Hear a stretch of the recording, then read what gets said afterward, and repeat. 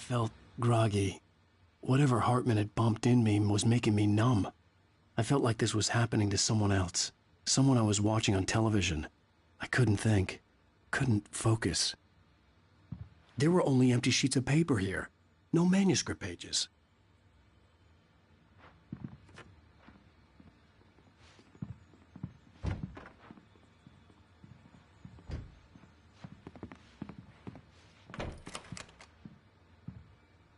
Good evening, Alan. Are we feeling better now? Feeling calm? Yeah. I see you brought your pet gorilla with you. So sure, I'm calm. I get the message. Loud and clear.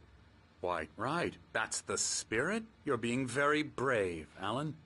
I understand you're confused. I would be more concerned if you weren't suspicious of me. I don't blame you for it. Big of you. Now, why don't you come with me? We'll reacquaint you with my clinic and go over everything you might have forgotten. Little walk and some fresh air? Yes, it will do you good. This corridor is for patients. Most of them aren't here right now. Jack took them out for a fishing trip, except for the ones who are particularly vulnerable, of course.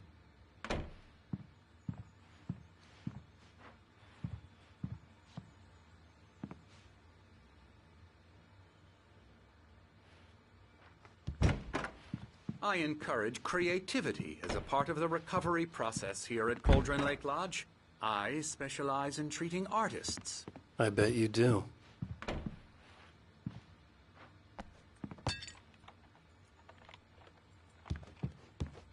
Splendid, Alan. I honestly believe we can get this thing under control if we work together. This way, Alan.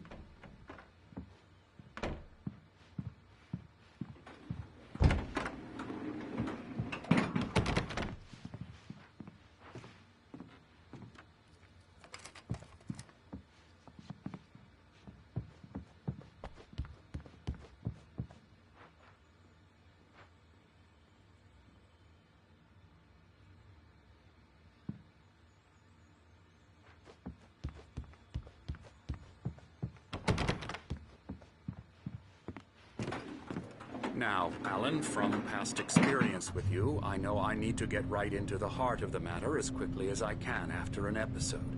So I'm just going to say this. Alice is dead. No. You're in a very vulnerable state until you understand and accept this. Alice drowned, and you couldn't face that. You're suffering from hallucinations, paranoid delusions, unusual thinking, an obsession about light and darkness, a feeling that everything revolves around you, your thoughts and dreams. Your mind has constructed an elaborate fantasy scenario in which your writings are affecting reality. She has been kidnapped and supernatural forces of darkness are trying to stop you. We go this way, Alan. I wasn't ready for another shot, so I went along with it. He had to be lying. But under the influence of the drug he had given me, I had to fight not to believe his words. It's all in your head. You've been making it up. Apart from the tragic accident with your wife, no one has been killed. Your delusions are just a manifestation of your subconscious mind trying to protect you from the too painful truth. Unless we fight the fantasy, it will return. I know the instinct is to resist me, but think about it. Doesn't this make far more sense than the insane supernatural conspiracy you have concocted in your mind? You're a skeptic by nature, Alan. We both know this. Everything can be explained logically.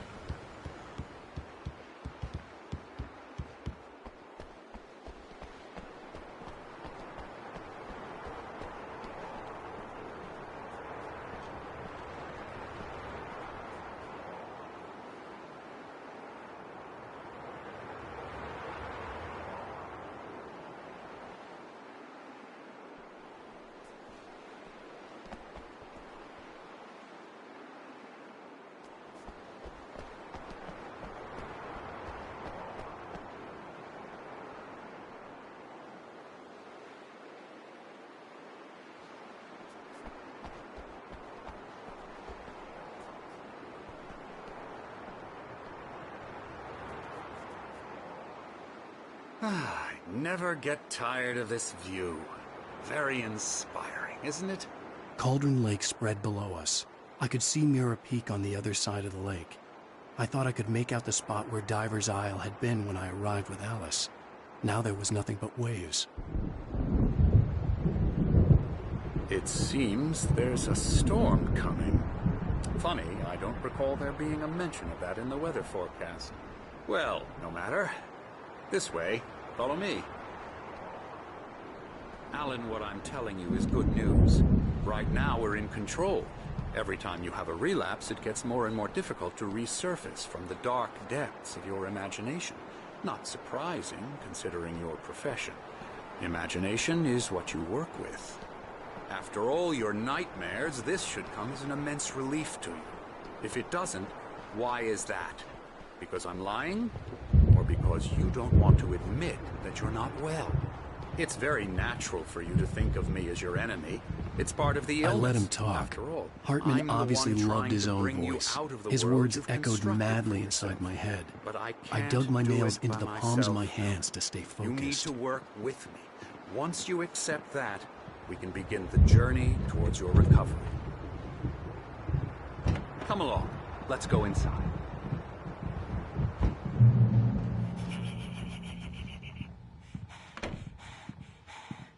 Here's the entrance to the office wing. That's for staff only. You were impressed by my trophies when you first arrived. Scary. I do love to hunt. The great outdoors, man versus nature. It's wonderful stuff.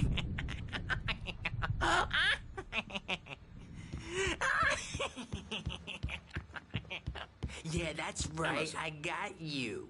I'm a real bad dream, mister. You should be afraid of me. Don't want to run into me in the night, that's for sure. Please, Emerson. Mr. Wake is confused enough as it is. Yeah, you'd like me to go away so you won't be scared. But you can't just decide what kind of dream you have or when you have it. Emerson. Okay. Sorry. Ew.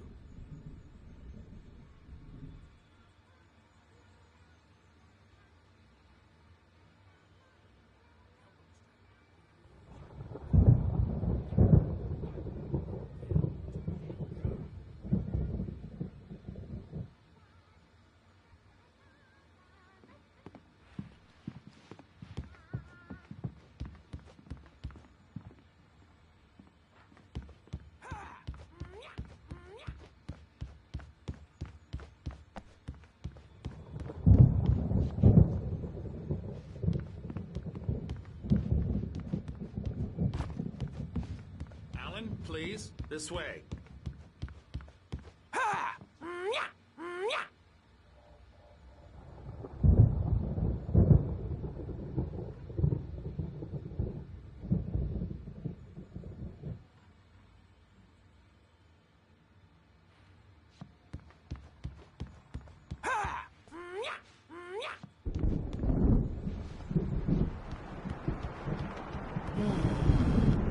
Oh, hello.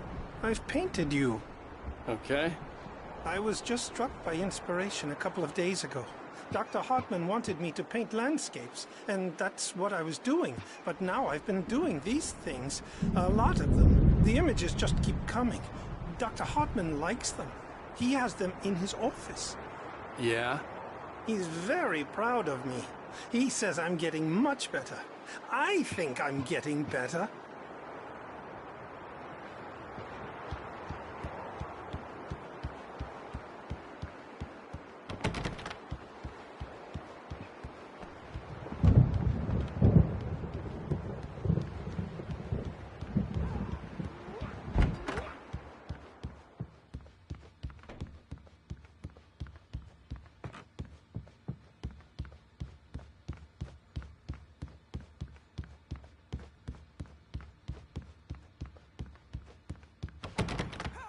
Hartman had mentioned that the power had been acting up. Maybe that was the reason for the generator and the work light on the balcony.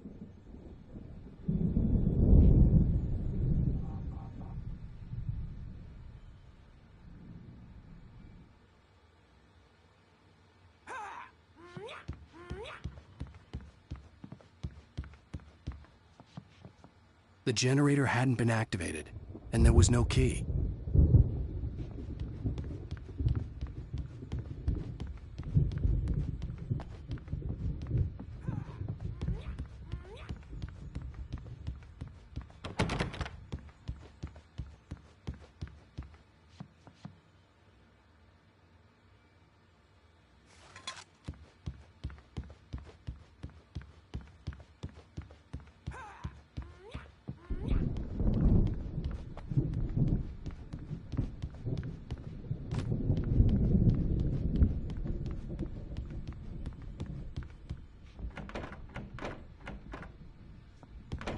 Now, you might have noticed the typewriter in your room. You've been writing as a part of the therapy. As soon as you feel up to it, you should continue.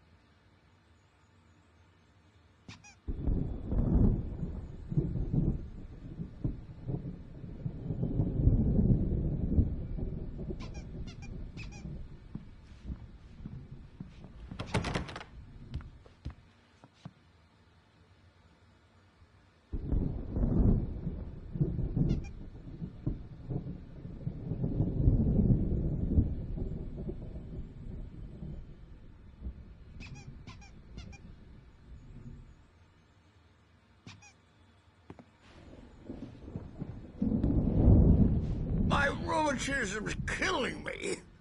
There's a storm coming. Oh, what a storm. I hope it wipes this place off the face of the earth. And these two are the Anderson brothers, Odin and Thor. They had a, how should I put this, a heavy metal band in the 70s and 80s called Old Gods of Asgard. They even adopted new first names to complete the image of Viking gods. After the band broke up, they lived on a farm nearby. They are, well, in advanced stages of dementia. They're well cared for, TLC and all that. There's nothing more that can be done.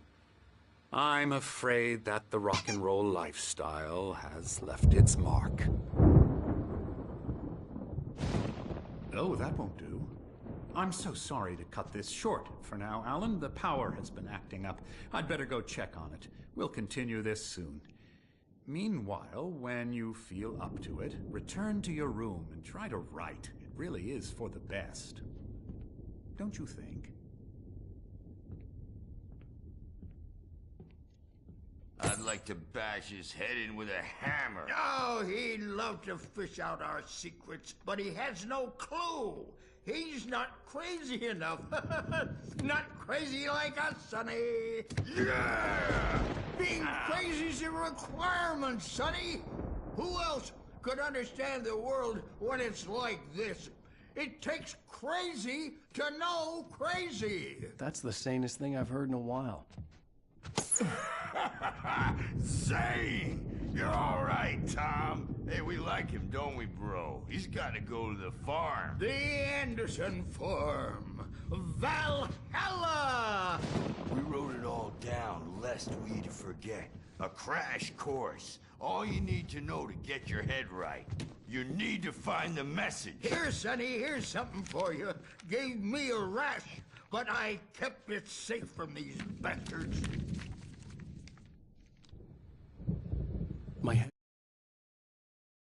Zane could feel the poems, taking form, shaping things. As he experimented, he imagined he could almost feel the power surging through the keys of the typewriter. It exhilarated him. But there was fear, too. If not for his young assistant Emil, he would have given it up. but Emil convinced him otherwise. He too had a way with words.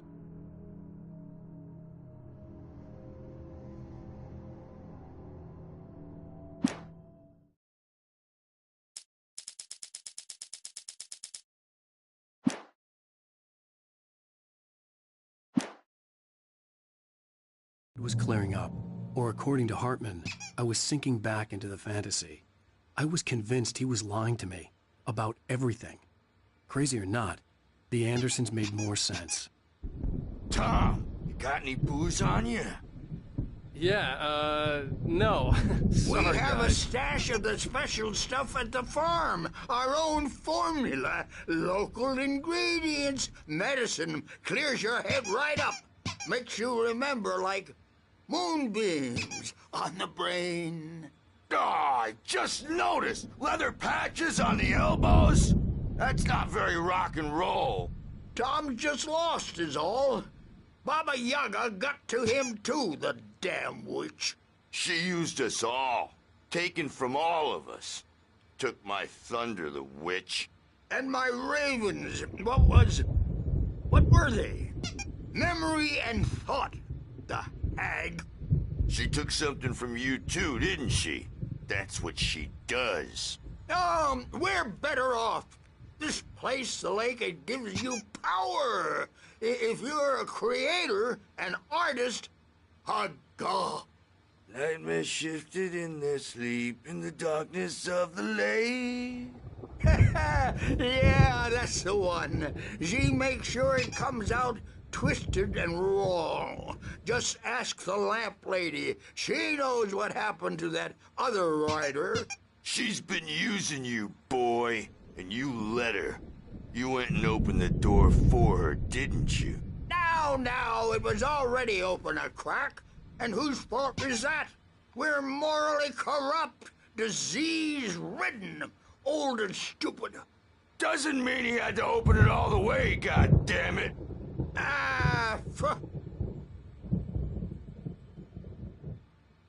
So tired. Built the farm close to the lake. A place of power. We had parties there, man. You should go there and have a party. That Bob Balder threw the amp through the window. Hit that hippie chick in the back of the head. 15 stitches and a concussion. Bob's dead now. Leukemia. Stitches, snitches, and narcs, man. Bad scene. I'm tired, man. So tired.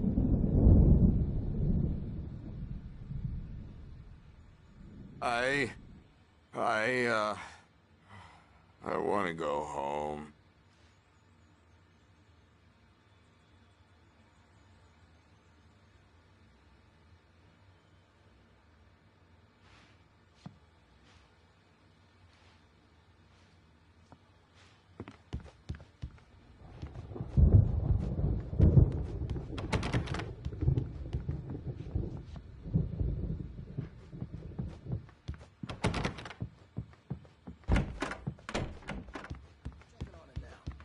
Yeah, good thing he's not overreacting or anything. Well, he's the boss.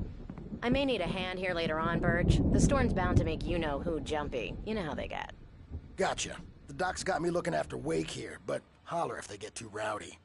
I'll do that, Birch. Hey, Wake, why don't you humor Dr. Hartman and give the writing a shot, huh? Typewriter's in your room. You can get to your room by those stairs, Wake.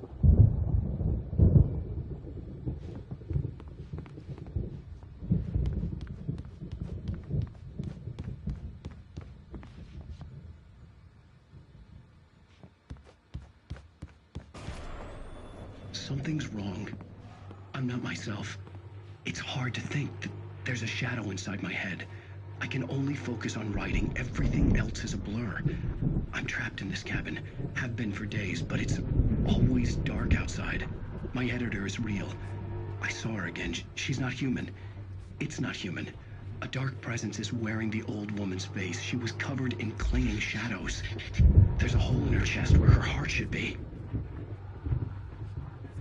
I think I've made a horrible mistake. I don't think I'm any closer to saving Alice. It's been lying to me, using me to get the story it wants, and the story will come true.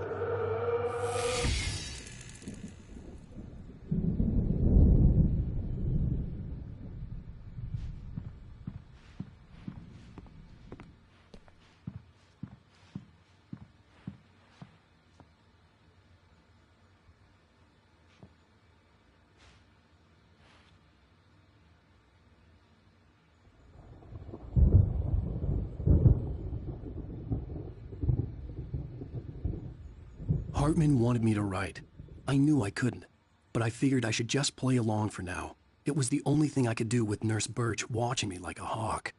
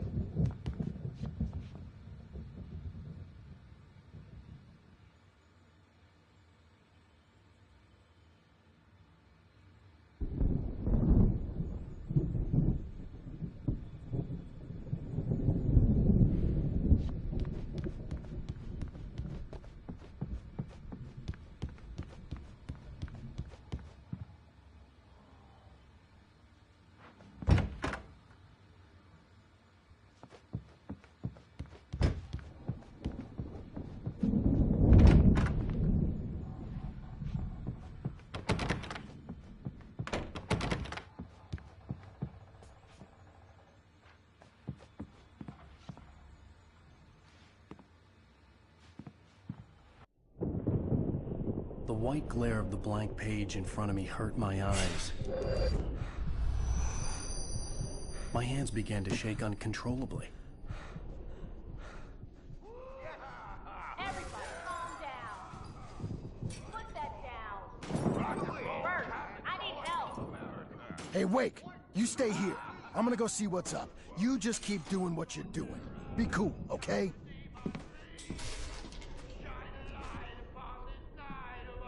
I didn't know what the chaos was all about, but it could be my only chance of getting out of here. Where the hell did he get a damn hammer? I don't know. Here's a friendly poke.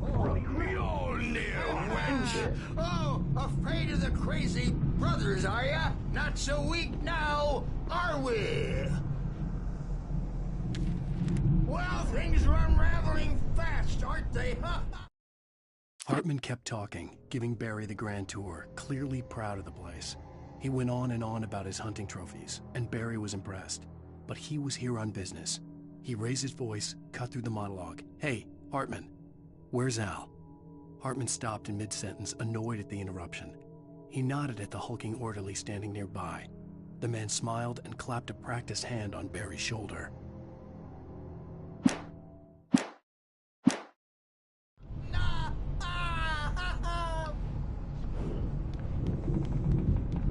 It's my store. I'm taking it. Sinclair looked bad.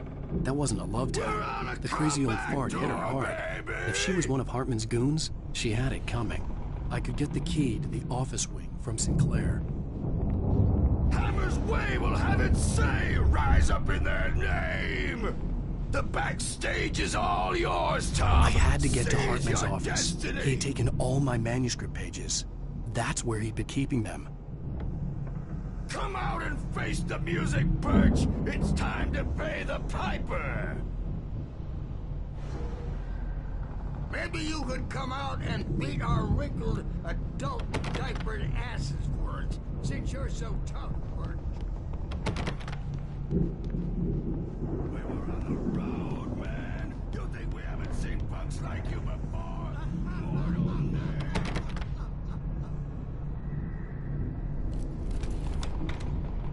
Yeah, you better hide, Birch. My wrath will break you. He's probably kidding, Bert. The photo on the wall caught my attention. In it, the clinic staff was standing outside the lodge. I knew the man next to Hartman. He was the kidnapper. Hartman had been playing me all along.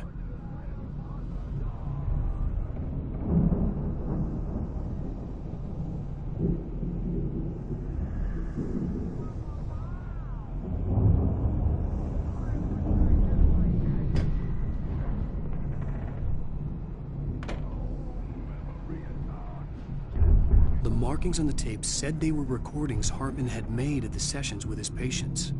I saw Alice's name on one of them. For a moment, I couldn't breathe right.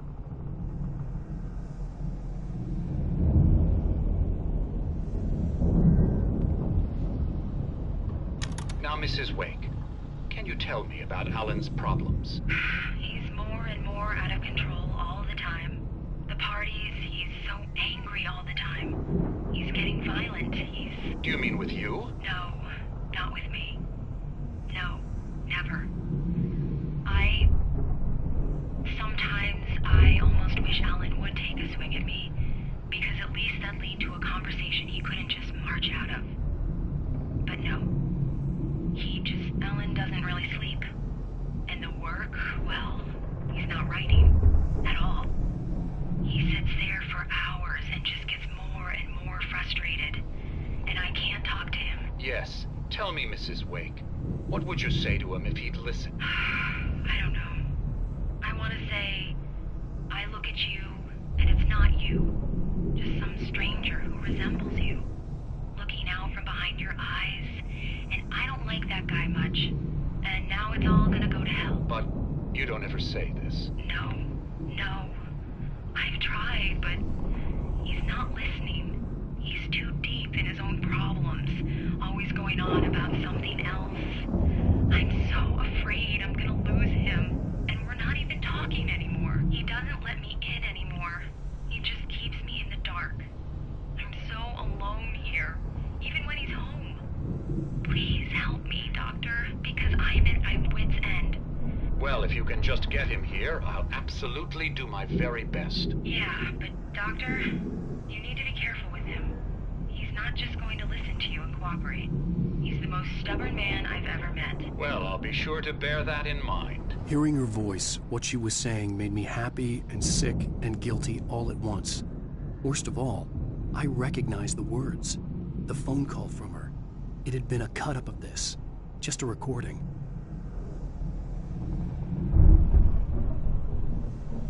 Rudolph Lane's case is interesting. He was completely blocked, and frankly, I was about to discard him as useless. However, once Wake arrived and started writing, something changed in Rudolph. He's producing extraordinary work, increasingly dark pieces. Unfortunately, he doesn't respond to direction at all, and it's my belief that he's not so much a creator as an illustrator, perhaps, a recorder of sorts. I hadn't considered the existence of such a role before, let alone its implications, but the paintings he has produced are informative. At least he's easily controlled and useful. I wish I could say the same about Wake. It's frustrating that the best subjects are always so damn difficult to deal with.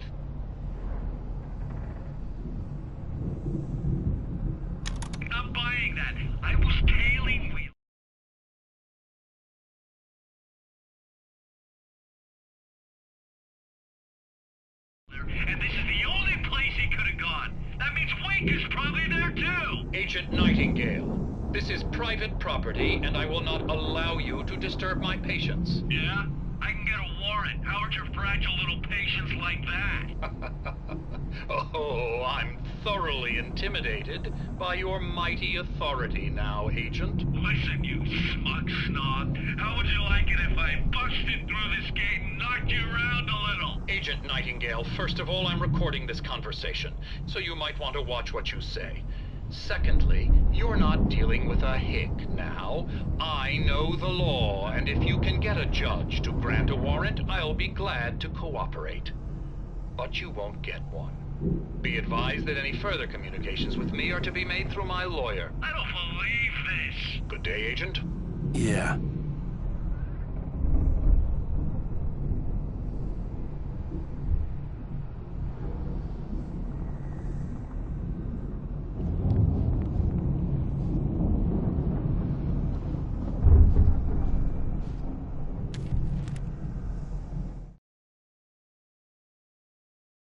Hartman wasn't happy. Mott could see it in his eyes. He quickly lowered his own. He had made a mess of it, and he knew it. The shame of failure was hard to bear. He hadn't expected Wake to say he needed more time, and he blurted out 2 days, less than Wake had asked for to show him who was in charge. But that wasn't part of Hartman's plan.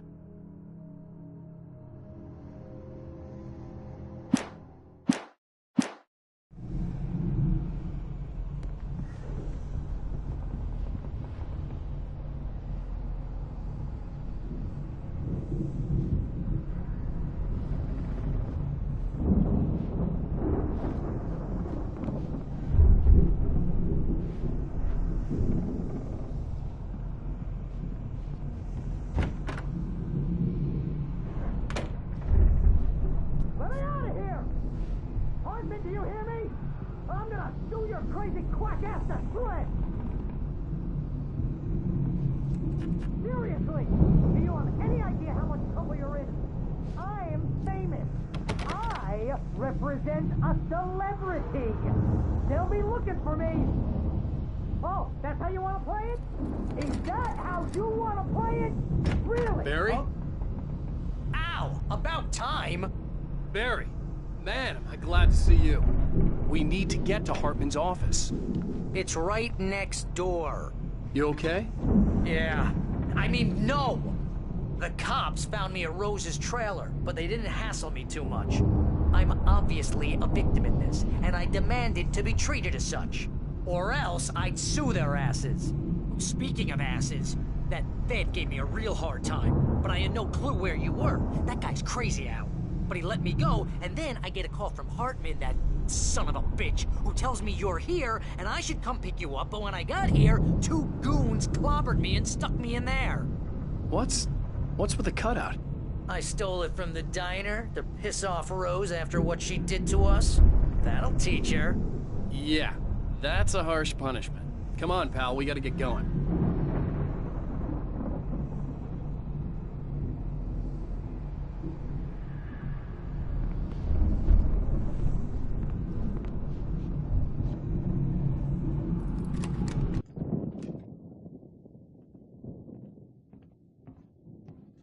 These were all the pages I had on me.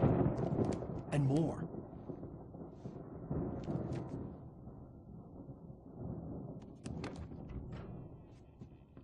Alan, please. You're sliding back into the... Tell me one more lie and I'll shoot you in the face. Ah, well, it was worth a shot. Really, Wake, come on. Let's work together on this. You have no idea... Hartman, shut up! Barry, get out of here. I'll catch up with you. Get a car. Oh, Al, let's just... Go! Wake, listen to me. This is a mistake. Don't you see? Together we can create something absolutely wonderful. With your ability and mine.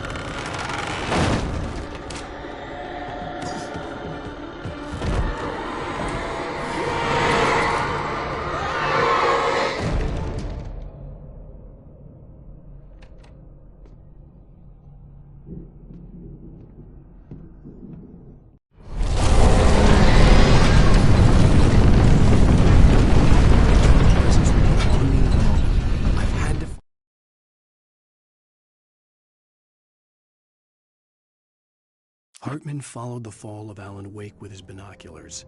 When the rider hit the water, he ordered Jack to take the boat to him. The spot was easy to see in the dark, even with all the extra lights in the boat. The flare floated and kept burning even in the water. Jack turned the radio louder as the engine sputtered.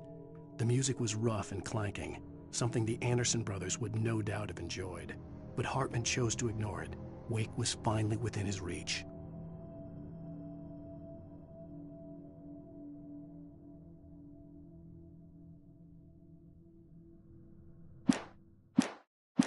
Find a way out.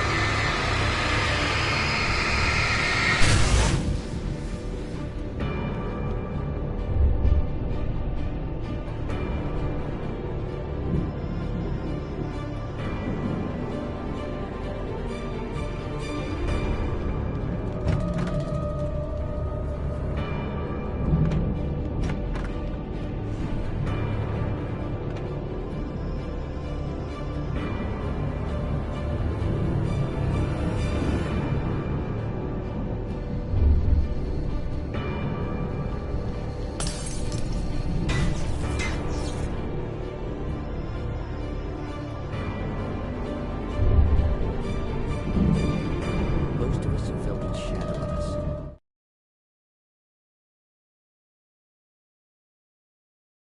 A shiver down your back, a glimpse from the corner of the eye. You can't find it on purpose, but take a wrong turn, board the wrong bus, wonder where you are when you're bigger, and then you find yourself in the small town of Night Springs. Tonight's episode, The Deuce Marathon. Sometimes, even the simplest things prove impossible. Consider, you get in a car and leave a life behind. Easy? Not tonight. Thanks for the ride, Mark. I'm so glad to be leaving this place. You have no idea. What, Night Springs? Come on, Linda. Relax. It's not that bad. Hey, what's that up ahead? Oh, God. There's someone in the road. I think there's been an accident.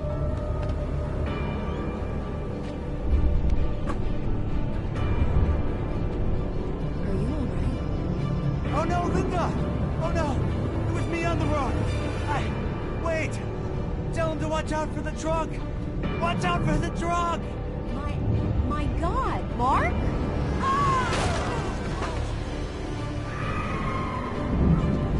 Oh, God! Oh, please! God, no!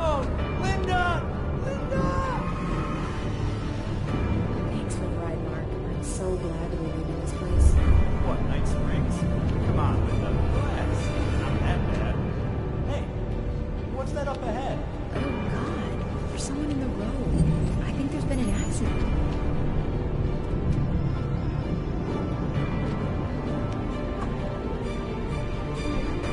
Are you alright? Oh no, Linda! Oh no!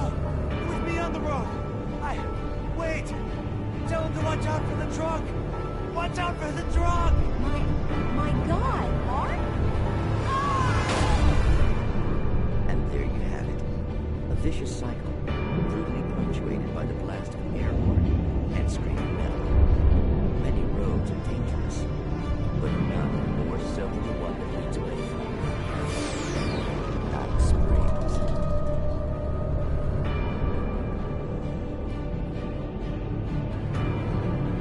Magic, parlor tricks, smoke and mirrors, but for some, Hartman knew he was no creator. He had no ambitions on that front, and he certainly didn't want to end up like every artist he had worked with here, damaged in ways that were hard to describe, or worse. It was enough for Hartman to maintain creative control and provide direction, to be a producer. That was what most of these people were in need of anyway. Of course, suitable subjects were few and far in between.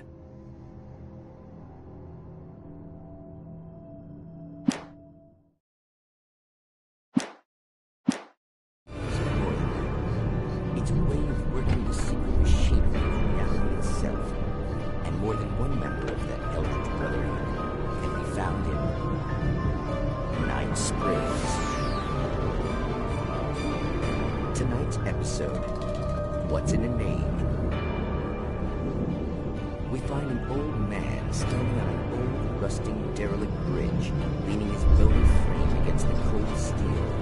And though he looks hungry, he is hard at work. His young apprentice attends to him, as good apprentices do. Yes, yes. Coming along nicely. Don't you think, boy? Yes, Magus. Sir, we've been getting some complaints. Are you defacing the bridge? Oh. No, I wouldn't do that. Sir, I can see the screwdriver in your hand and the scratches on the steel beams. You've been spotted doing this all over town. Yes, I have been very busy, but I'm no vandal, officer. Exactly what are you up to, sir? He's writing his name on the town. The youngster is correct. I'm writing my name, my whole name, the entire and complete description of my soul on the town. I'm almost done. Yeah? Well, all I see is an old man tagging public property. Oh, I should bow down to the wisdom of your years? Words have power, young man. Names and titles especially. Uh-huh. And, what's your name supposed to be? Tell him, boy. Tell him while I finish the carving. Officer, it's... Say my name, boy. Say it. It's Night Springs, officer. But isn't that... That's the name of the town, isn't it? Yes, it is from now on. Wait, where'd he go? Hey, where is he? Oh, officer. You know where he is, and what he is, don't you? I think you should get in your car and drive away, and remember which town you're serving.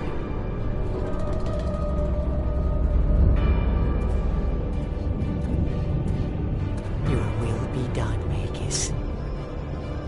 Ah, yes. There are too many little towns to count, all of them with some little magic of their own. But some towns have more personality than others, and none more so than Night Springs.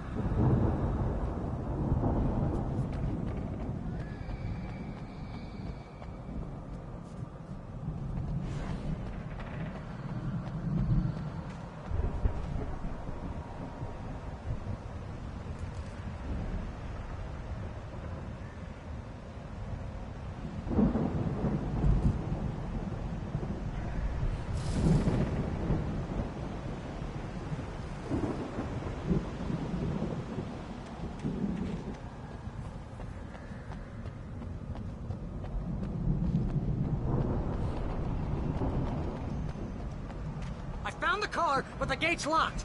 You're gonna have to go through the hedge maze over there. Barry, I don't have a light. Take this, Al! Oh, God! Look at the house, Al! Look out!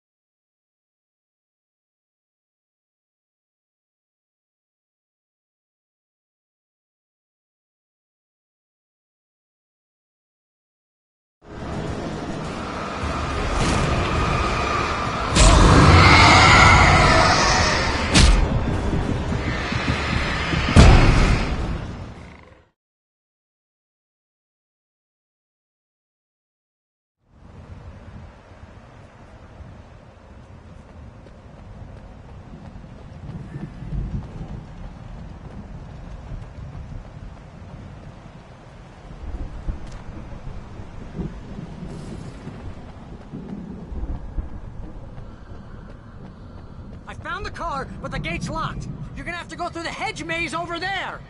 Barry, I don't have a light. Take this, Al! Oh, God! Look at the house, Al!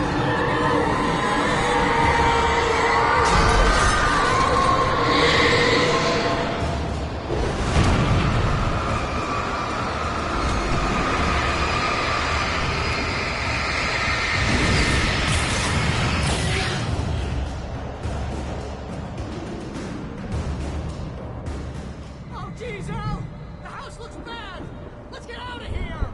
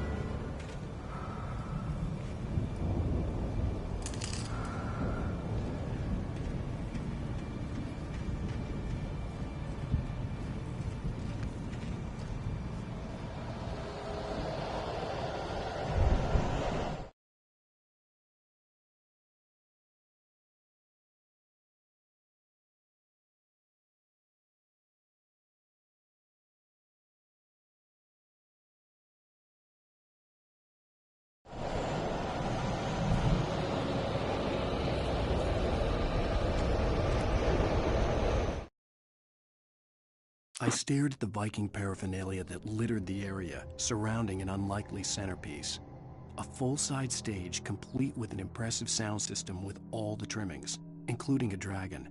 It took a special kind of crazy to build something like this in a remote field. When the sky split open with a deafening boom and the music started blasting, it felt strangely appropriate.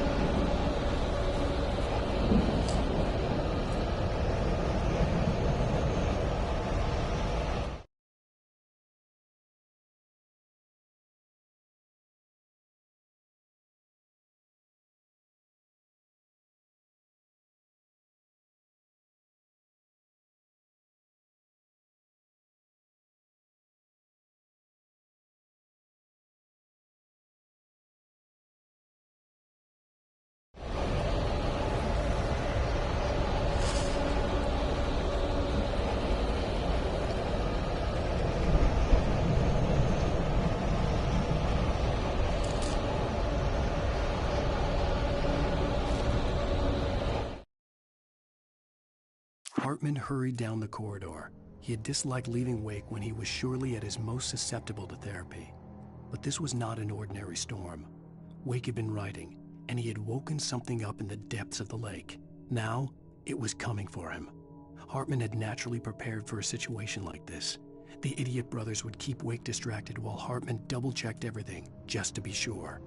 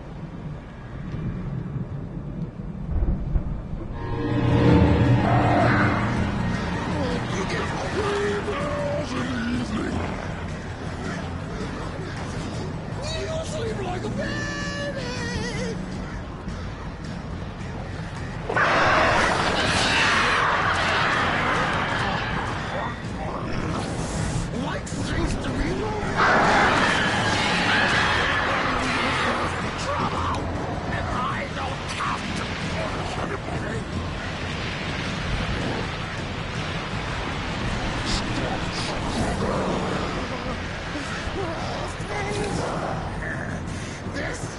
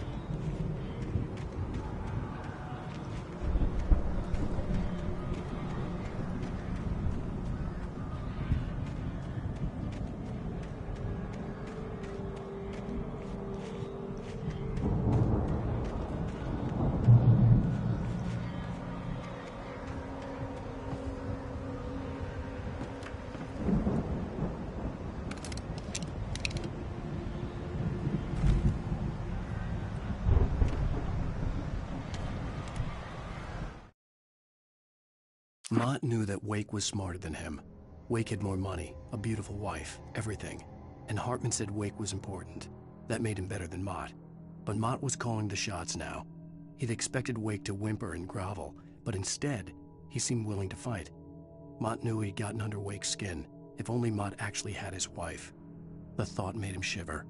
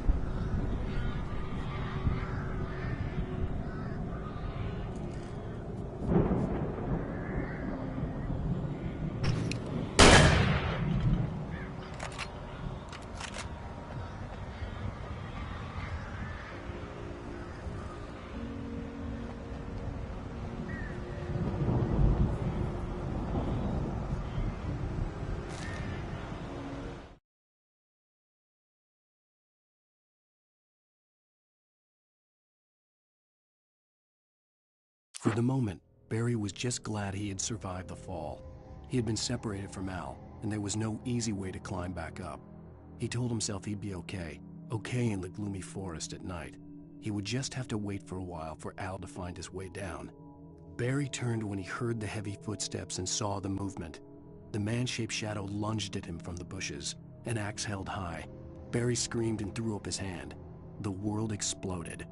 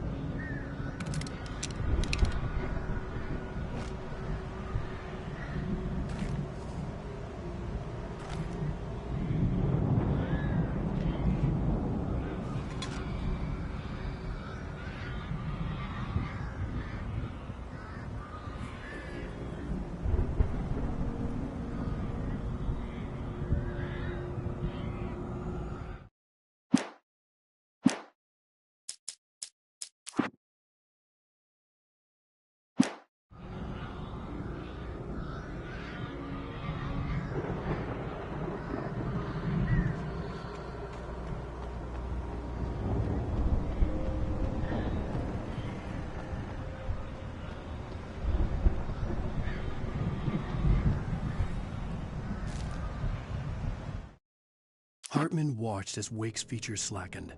The man was bullheaded, no doubt. Even lying on the bed, he'd almost broken Hartman's nose the second time. But with a little time, he could break Wake down, give him proper direction. Wake was easily the most promising subject he'd had. Well, since Tom, really. "Sleep well, Alan," Hartman whispered with a smile. Let me take care of you. He sniffed hard to clear his throbbing nose, swallowed blood, and barely tasted it.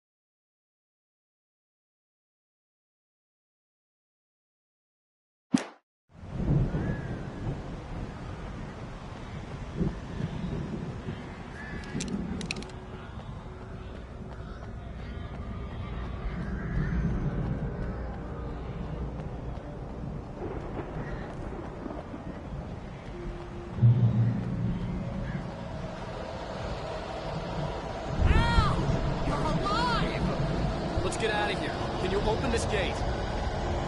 Maybe. Barry. Well, I slammed it shut when Lasky showed up, and the key fits kind of loose in the lock, so,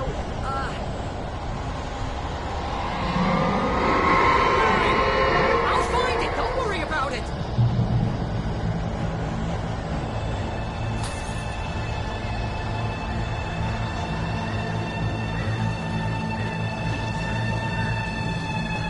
Hurry up, Barry! I'm on it!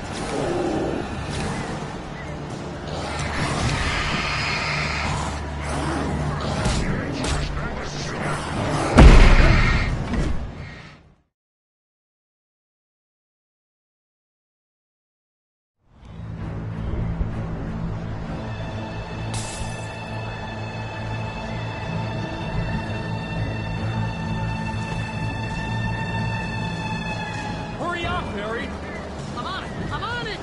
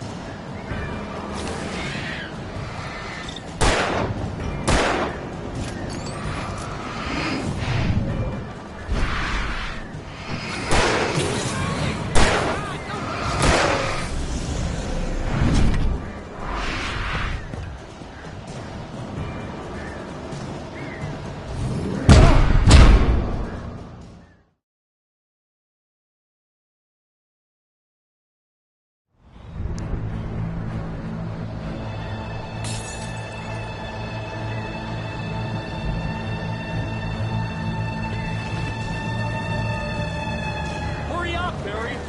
I'm on it! I'm on it!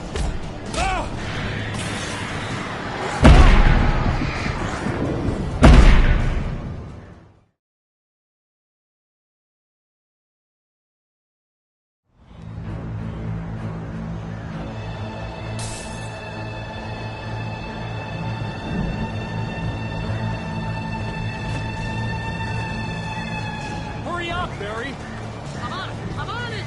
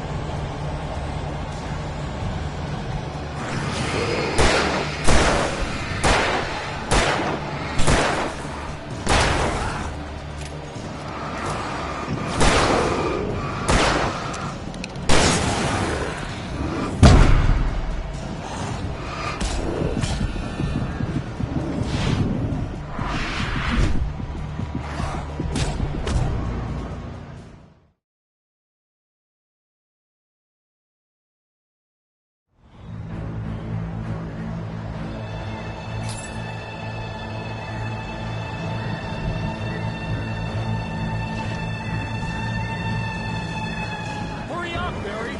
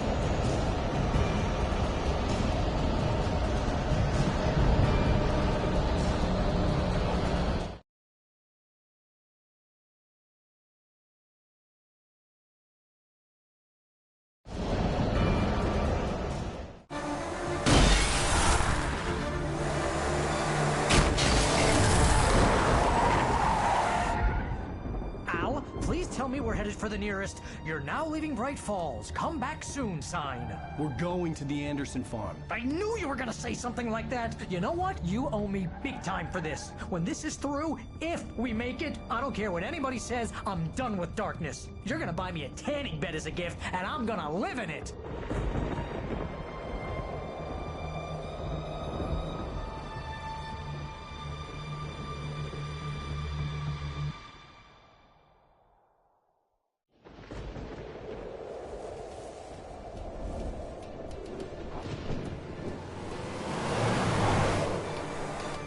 I'm crazy, but that's fine, Barry.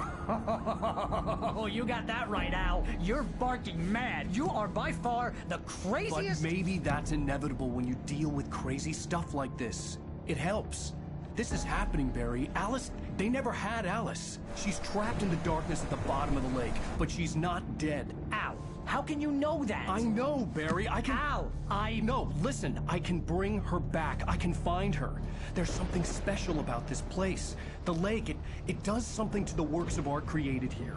It makes them come true. But there's a catch. The dark presence, whatever that thing is, twists it to its own ends. That's why all of this is happening. It's using my manuscript to take over everything. Al, I believe you. It happened to Thomas Zane before, it happened to the Andersons. I believe you. Crazy or not, you're not delusional. Weird shit's going down. That's a fact. I'm on board, man. I'm with you. The Andersons knew about it, but they were too far gone to tell me with all the drugs they were on. But they wrote it down. There's a message somewhere at their farm, Barry. We just need to find it. Look out!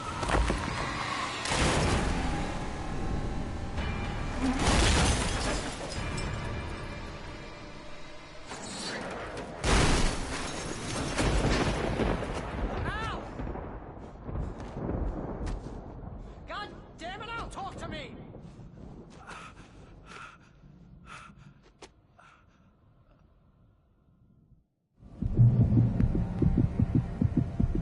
I had lost my gun in the crash.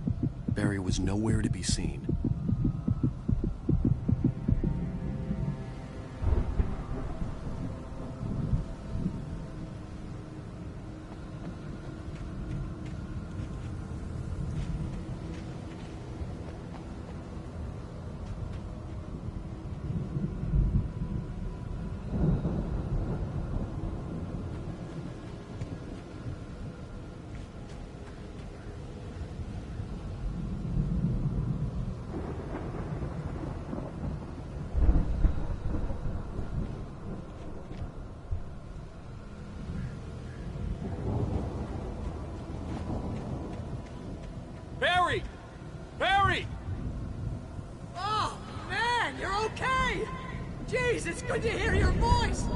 was trying to get out of the car, but the ground gave way. Man, what a drop! Don't worry, your cutout is fine. Forget that! Are you okay? I hit some bushes, didn't get a scratch. There's no way you can climb down, though. It's like a sheer wall.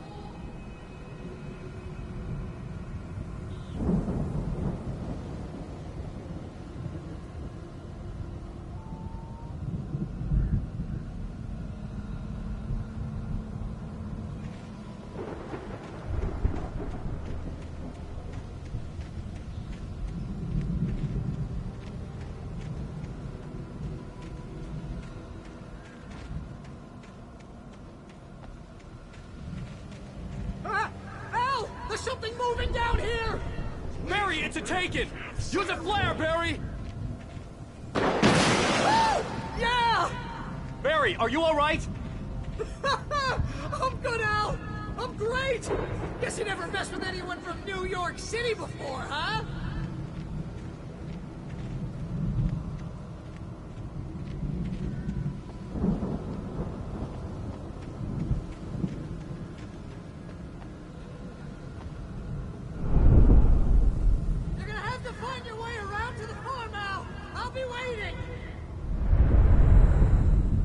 Just wait for me, okay?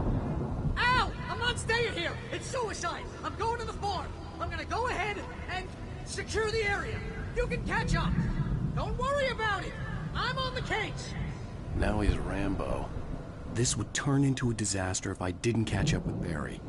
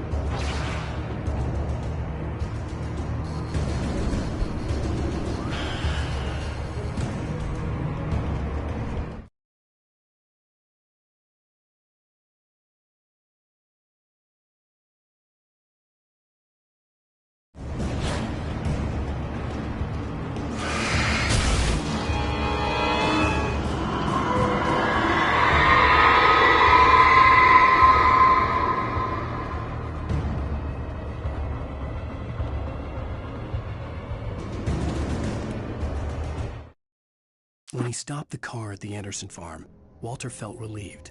Oblivion was close at hand. The brothers wouldn't miss a jar of moonshine or two in the booby hatch. But then he saw the man on the porch, and he knew who it was. Driving for his life and knowing it was useless, he didn't realize he was crying until he couldn't see the road for the tears.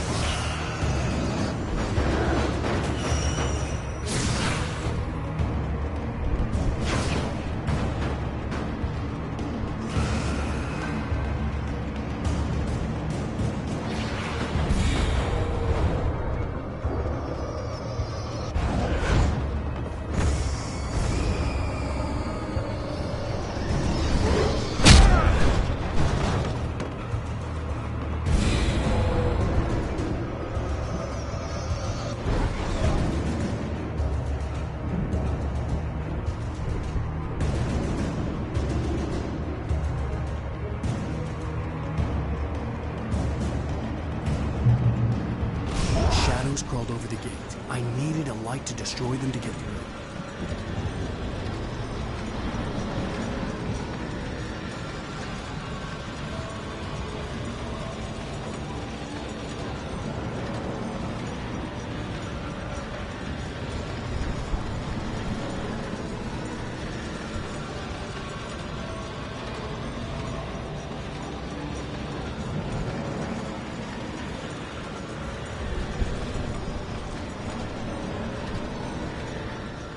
I hoped there'd still be a working generator somewhere around here to power up the old lights by the gate.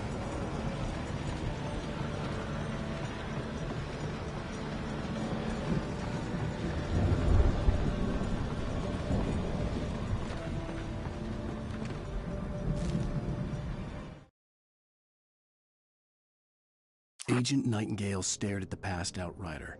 The man was sleeping off one hell of a night. Nightingale felt a stab of envy at Wake's oblivion, but he had a job to do. He put the gun to Wake's head and almost became a murderer. His hand shook and his throat felt tight and dry. Biting his teeth, he tried again to pull the trigger. He lost the nerve. Wake stirred. Nightingale would have to settle for an arrest.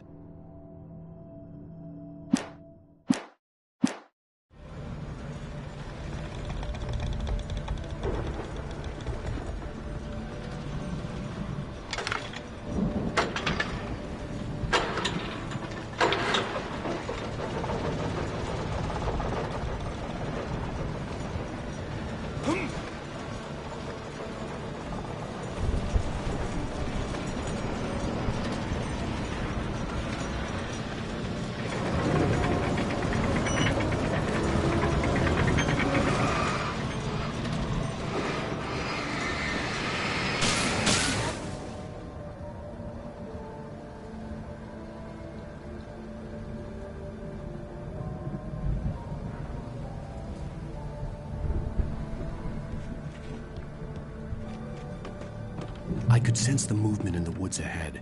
Facing the enemy without a weapon was dangerous, but I had no choice.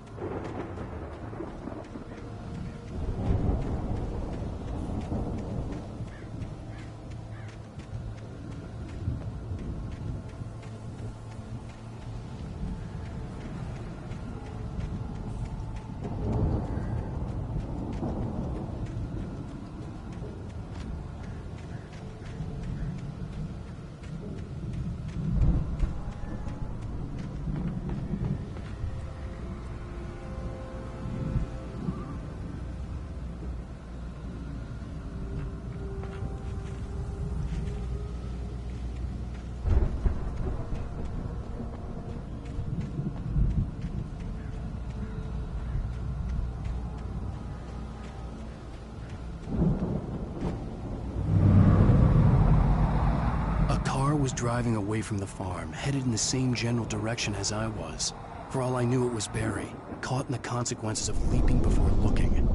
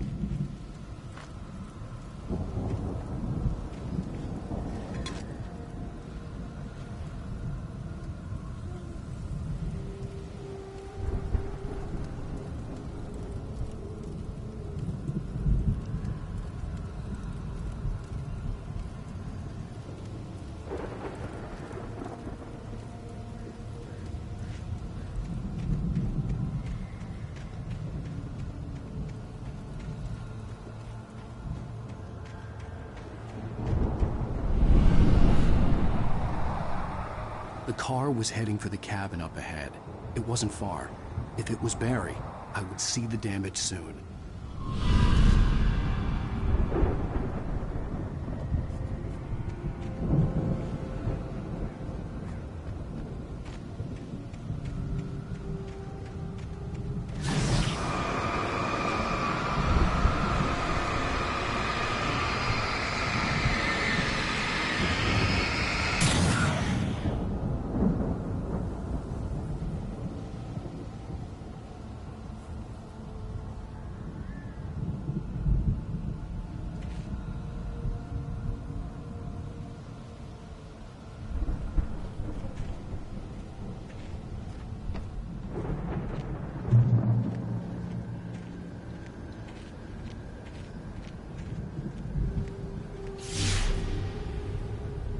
I'm trying to deliver each page to the right time and place. I'm trying to show you how the story goes. I had seen glimpses of the light before. I had seen it in my dream. It was a strange spaceman or a diver in a bulky suit. He was the one who'd been placing the pages on my path.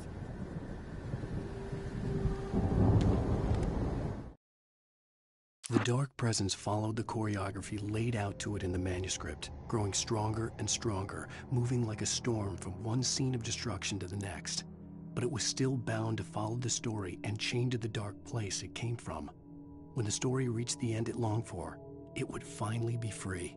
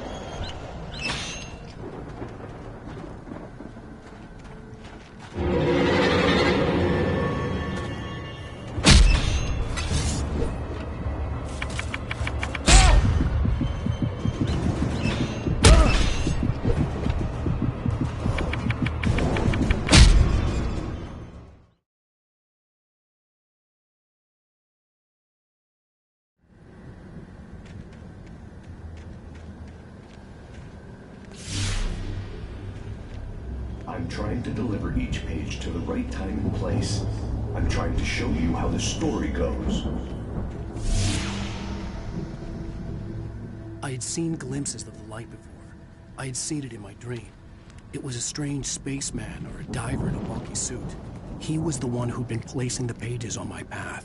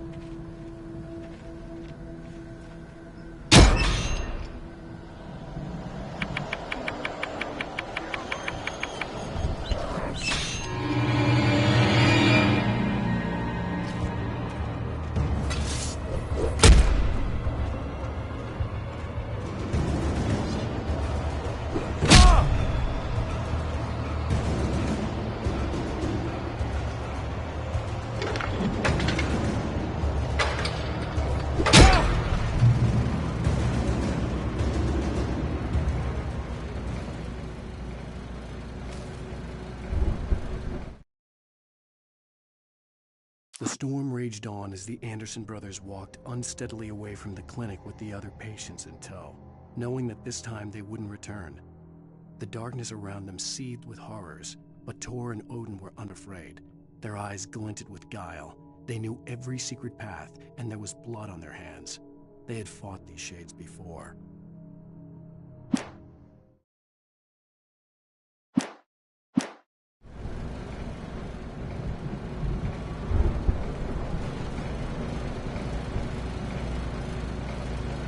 Someone had left a gun behind. Now I had a fighting chance of reaching the farm.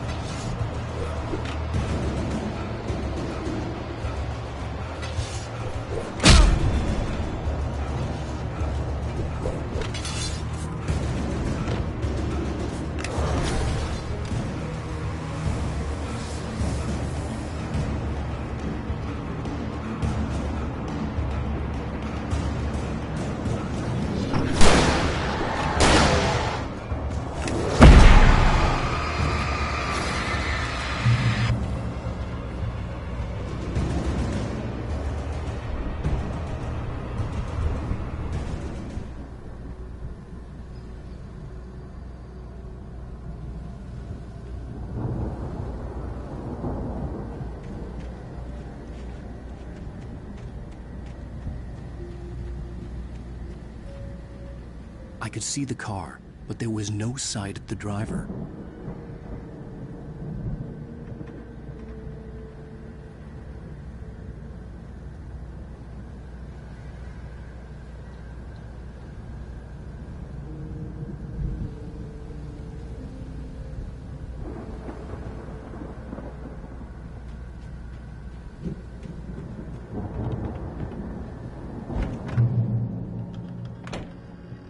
Hello? Anybody here? Barry! No! Danny, you're not! Ah! Please! Ah! What are you? Ah! No! Don't! I'm sorry! Ah!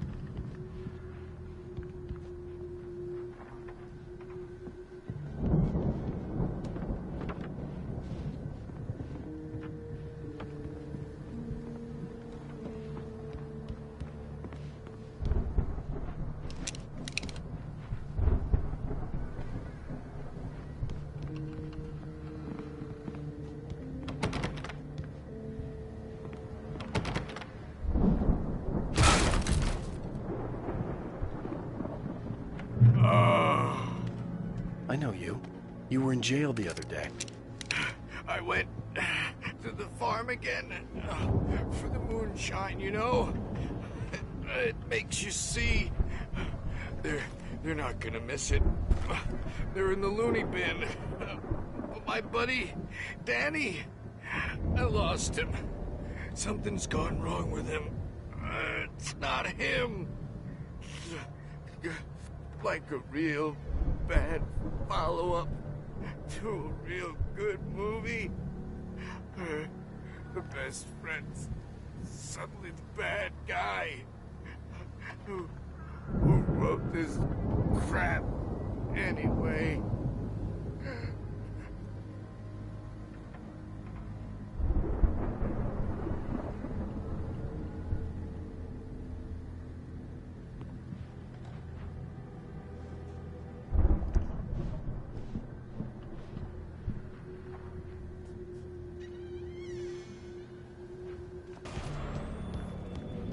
I've run through every possible course in my head. If I continue like the Dark Presence wants me to, the story I'm writing won't save Alice. It's a horror story, and it's going to kill her, and me, and everybody in this town. No one will survive. Darkness will consume everything. This is what it's wanted all along. It will be free, unstoppable.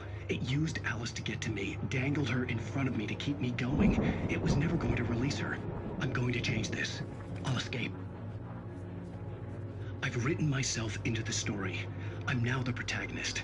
This feels like a terrible risk, but it's the only way to save Alice. I'll be bound by the events of the story just as much as anyone else who's been woven into it. The story must stay true for this to work. There have to be victims along the way, near escapes, cliffhangers. In a horror story, it can't be certain that the hero will succeed or even survive. He almost has to die. I'll write my own escape into the story next. I need help. Zane's going to be the one who'll help me. I'll make it happen.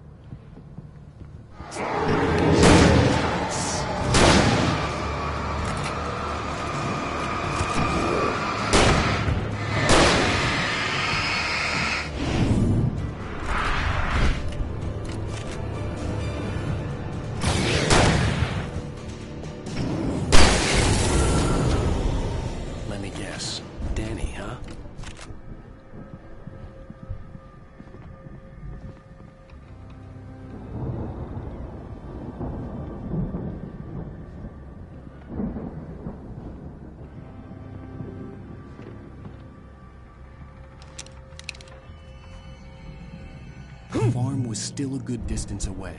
I'd need a car to get there fast.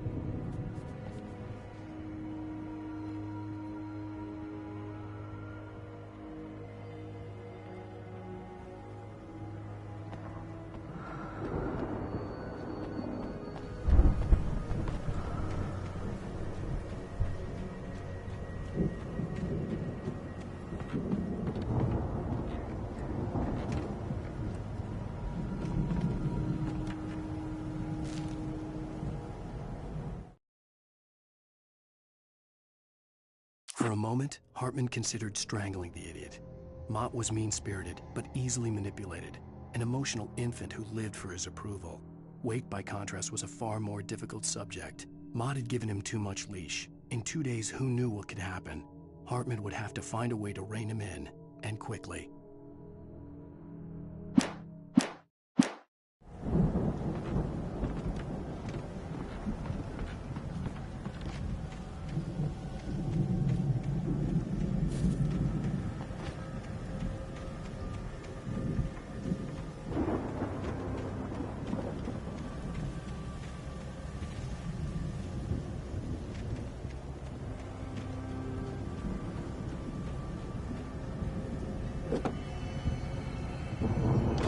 Barry wasn't up here, he was probably in trouble down at the farm.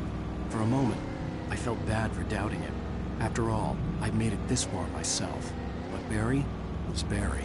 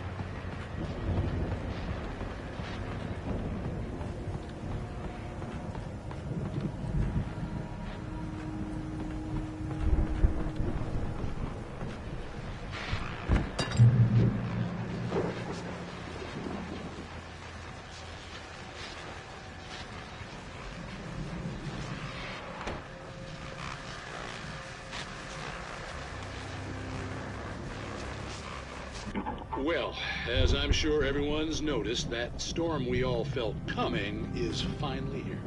The boys at the Weather Service reckon it'll last until morning at the very least. Pertaining to that, let me read that person's alert again. The Sheriff's Department occasionally 30 years old, slim, and lost in the woods, and is possible. If you see her, please make sure you get her indoors and call the sheriff. It's bad weather to be caught out in, so if you see someone in the area who maybe looks a little confused, give them a hand, all right?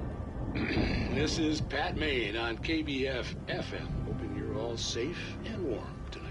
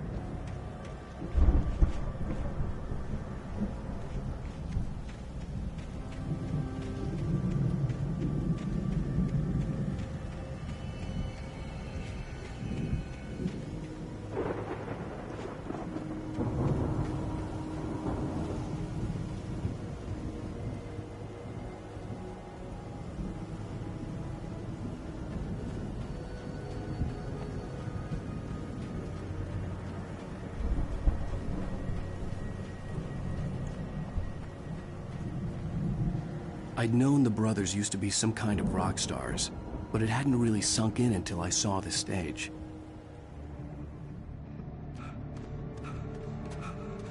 Al!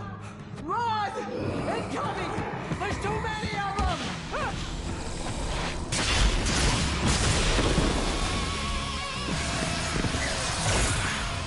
God damn!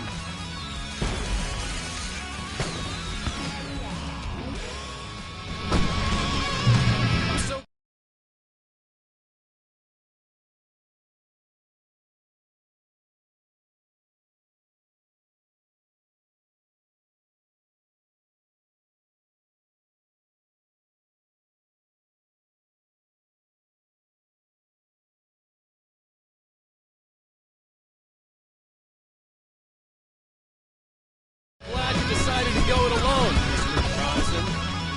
Shut up and shoot! Al! We have to fight them all! I can tell more fireworks from here! Hey, Al! You notice there's a lot of stuff around? This place is stocked!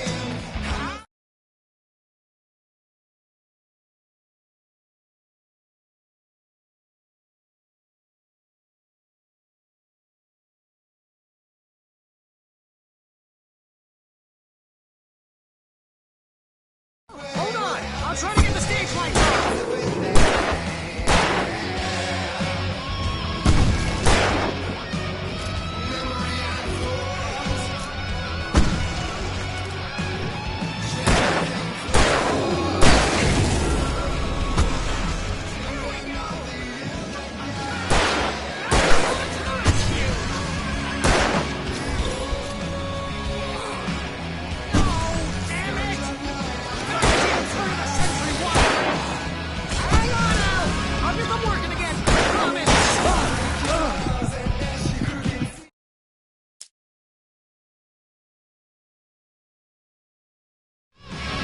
So glad you decided to go it alone, Mr. Bronson.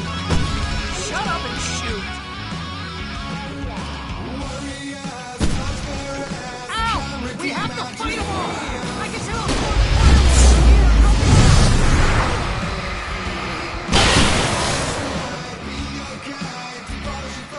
Hey, Al! You notice there's a lot of this place is stopped! Al! Hold on! I'm trying to get the stage lights on!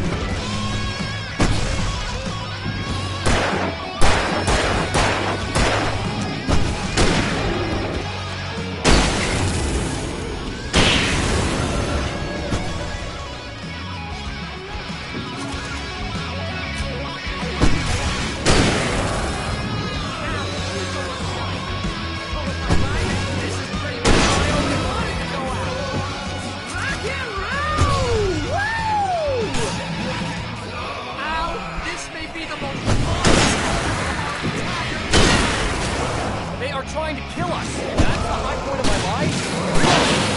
Children of the Elder God! God damn it!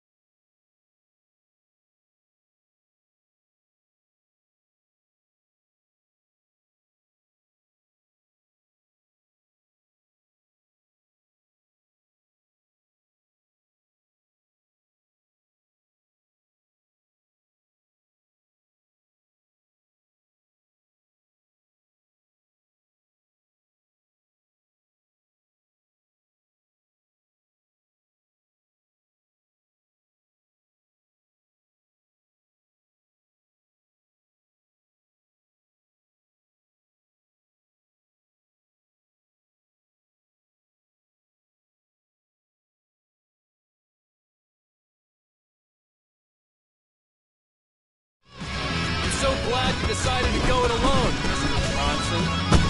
Shut up and shoot! Ow! We have to fight them off!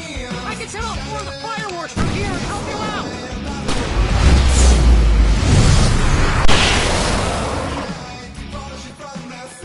Hey, Al! Did you notice the ammo and stuff around? This place is stopped! Hold on! I'll try to get the stage lights on!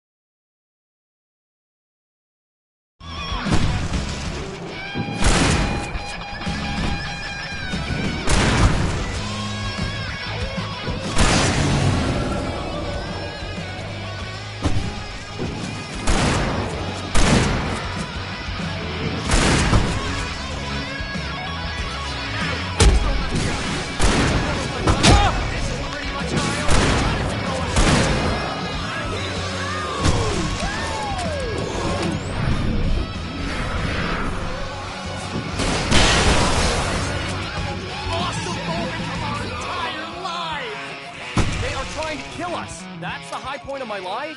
Really? Children of the Elder God! Enjoy it! God damn it!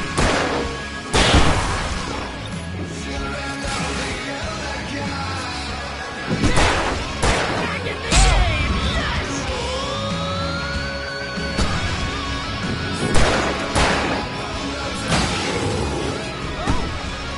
Yes!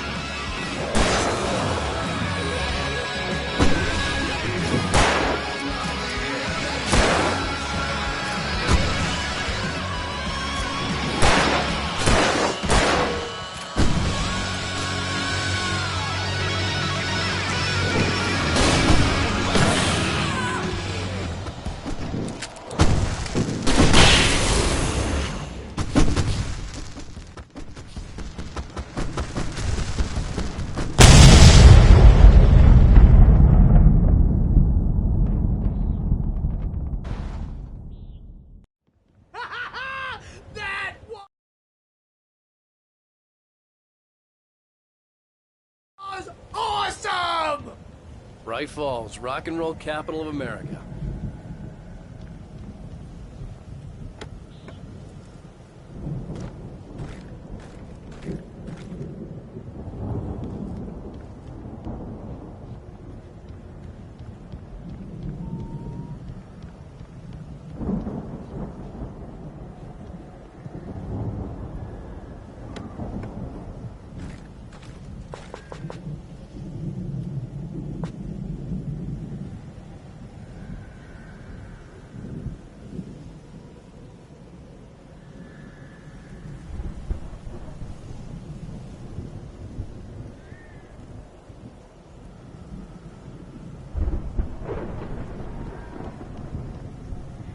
Hey, Al!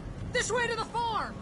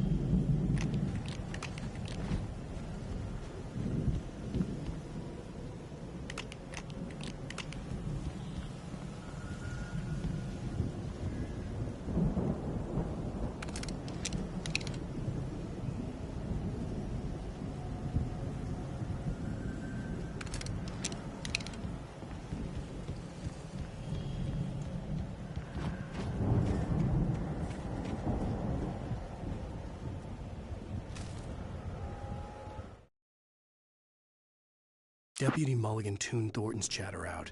He didn't think riders were particularly useful people, and a huge manhunt for one struck him as idiotic. Certainly not worth the missed opportunity for coffee and pie. It wasn't even clear what the man had done, except run from them at the trailer park. Mulligan knew he wasn't alone. The sheriff's patience with the Fed was running out.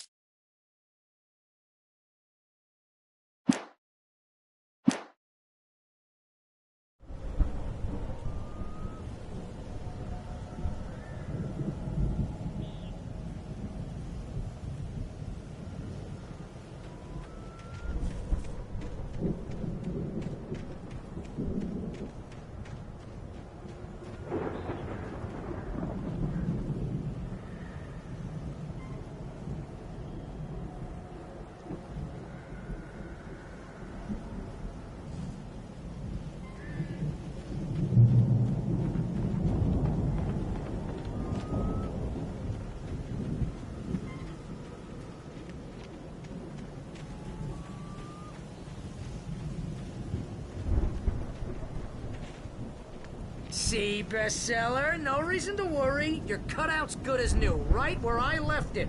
I'll come back for it once we have the place secured. Yeah, that's been my biggest worry all this time.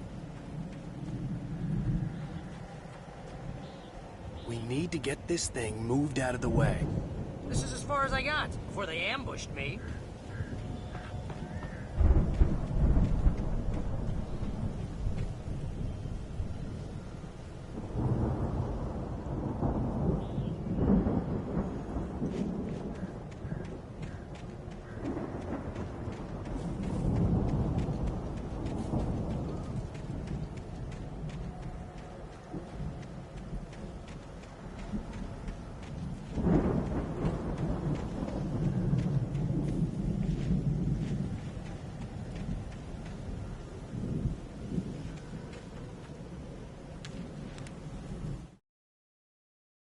As the deputies hauled Wake and Wheeler away, Agent Nightingale eagerly examined the stack of papers Wake had been carrying. It was incomplete, a collection of random pages, but there was enough. He saw his own name in there, among others. His hand shook with emotion. Finally, it was proof. He had been right all along.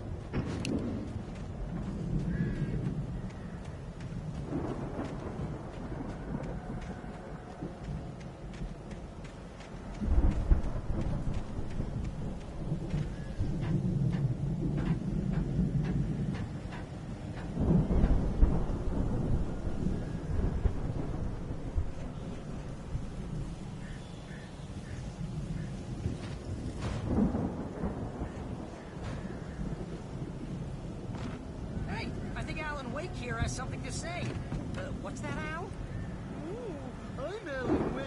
I'm always right about everything. And if I don't get my way, I'm sunk all day long. I'm always intense and moody. It makes me very attractive and mysterious.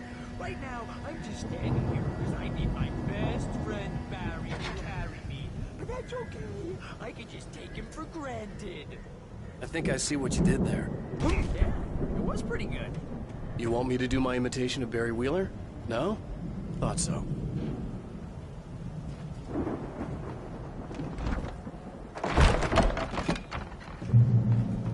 Wow! You look at that thing, Al! They really went all out with this Viking crap, didn't they? Look at all this stuff. They must have done okay for themselves, so how come I never heard of these guys before? And this from the guy who learned about Ozzy Osbourne through reality TV?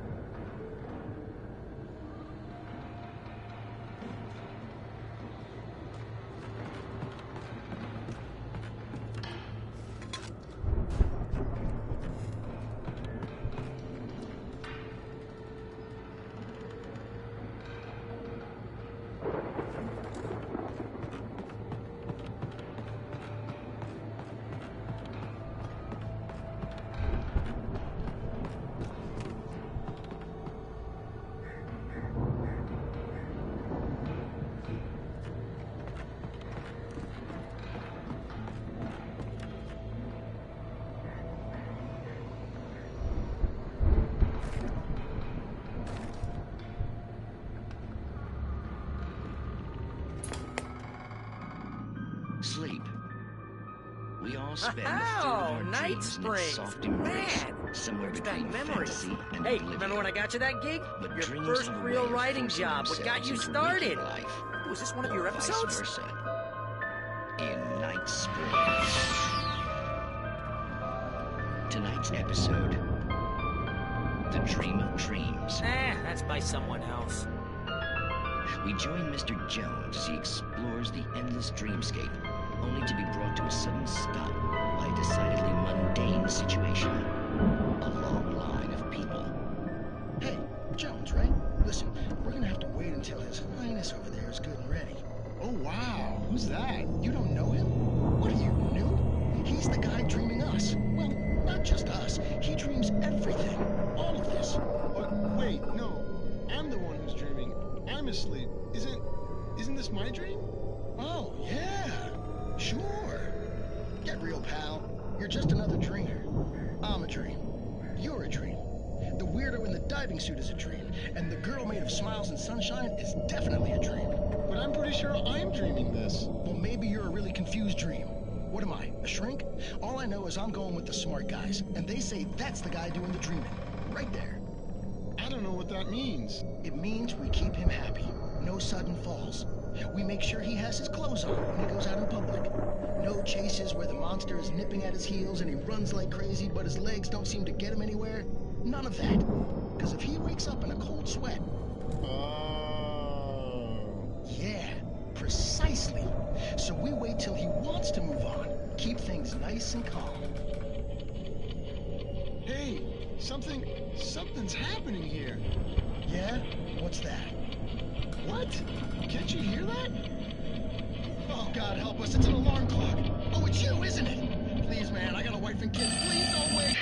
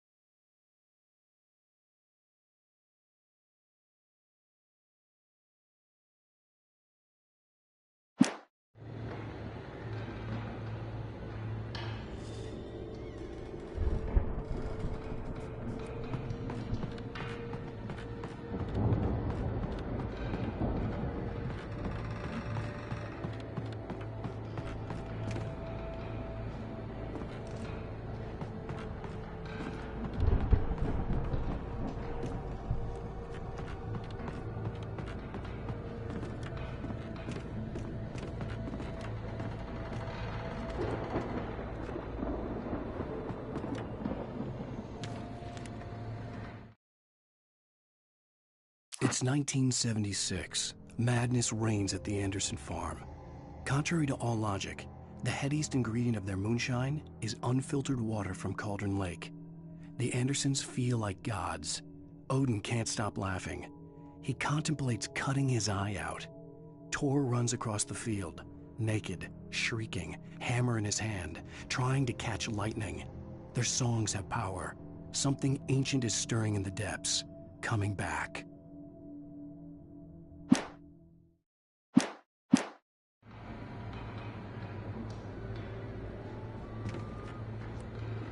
The Viking boat looked imposing, almost like a battering ram.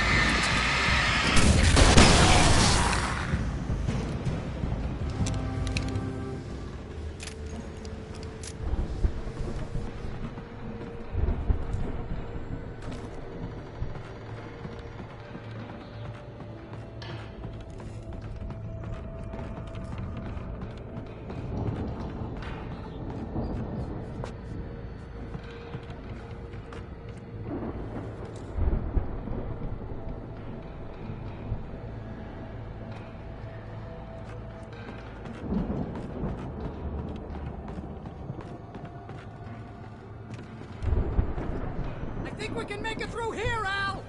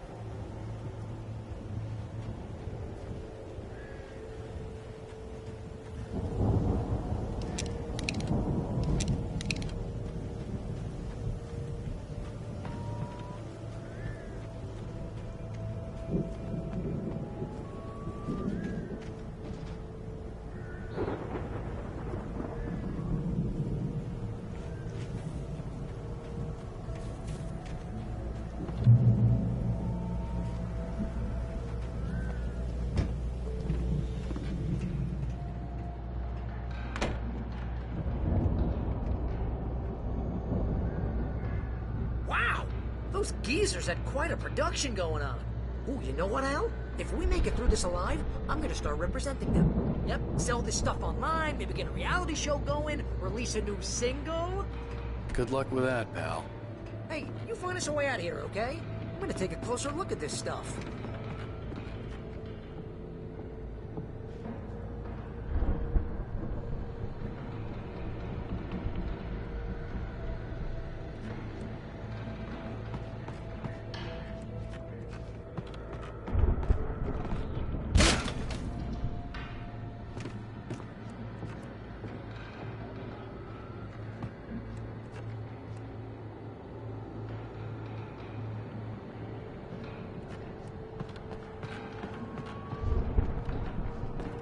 Be careful, Al!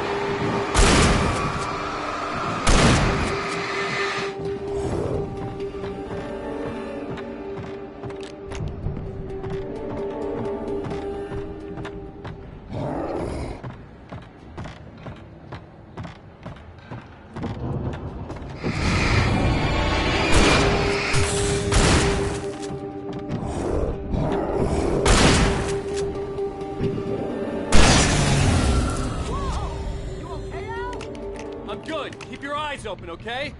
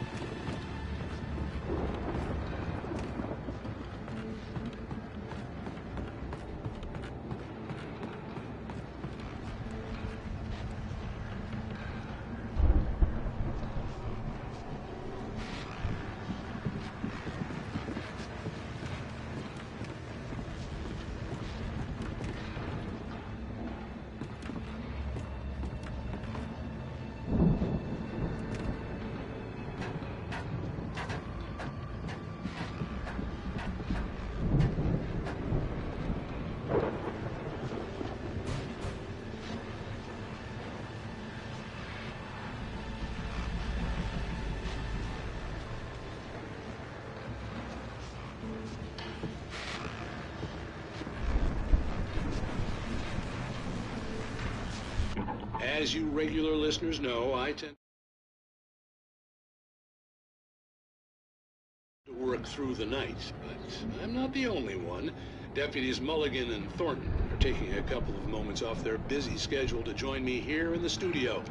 Boys, how busy are you now? Deerfest is almost here, isn't it? I bet that keeps you in business.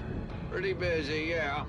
Actually, Pat, we've been real busy with other stuff, which concerns an ongoing investigation. We can't talk about that, Thornton. I wasn't gonna say anything. I was just saying we got, other irons to fry. And how would you compare your workload to last year's? Things have seemed relatively peaceful to me, but people do tend to get a little wild this time of year.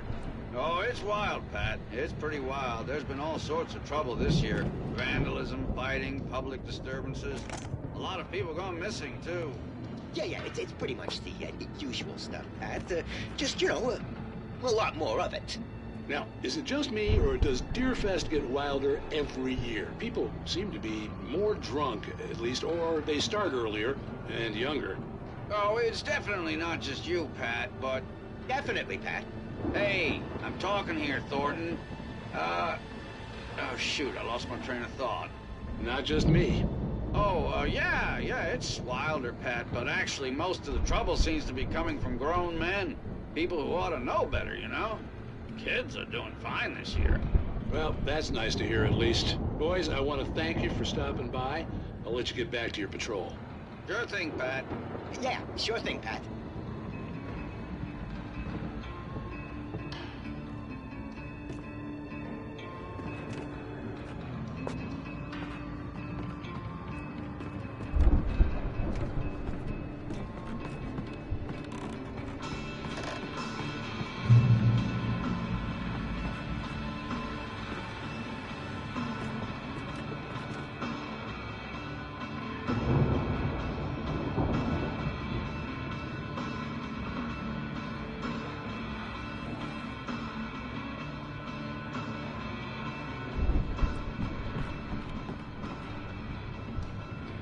The elevator was dead.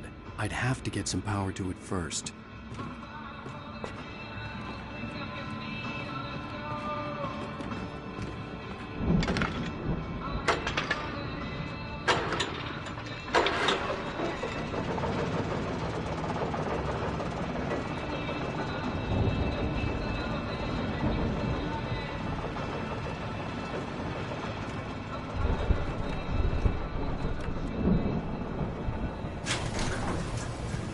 I could see the building that had to be the Andersons' home on the other side of the field. It wasn't far now. I wasn't worried about trusting the ramblings of two burned-out geriatric wrecks. They had the goods.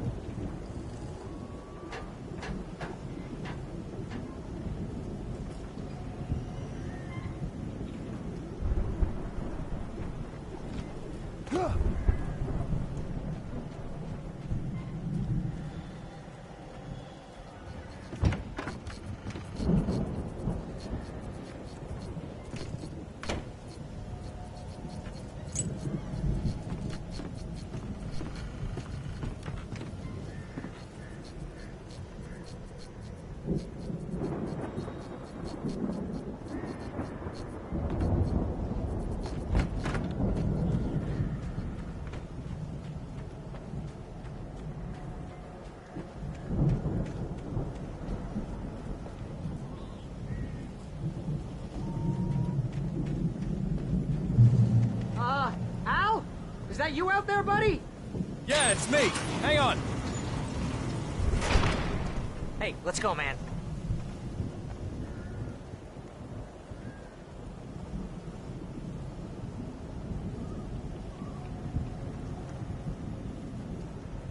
We're gonna have to work together to open this gate out. Looks pretty heavy.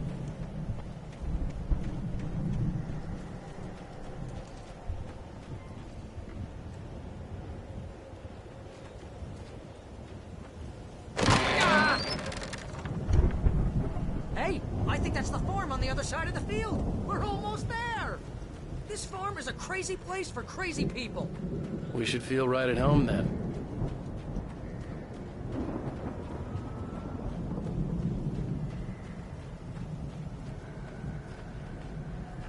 Come on, one more gate. Let's do this thing.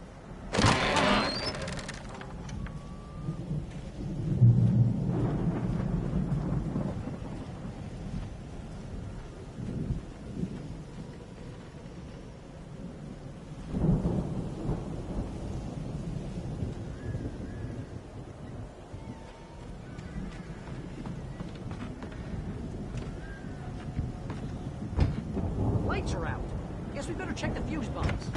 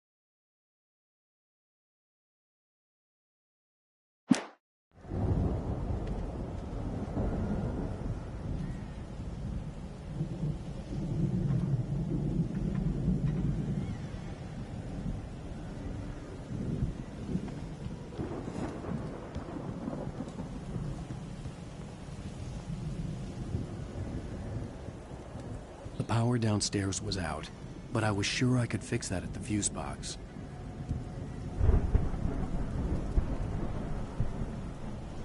Come on, Al, let's get the lights on, huh?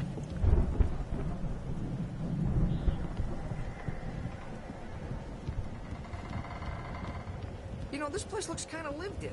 I thought the Andersons were in the booby hatch.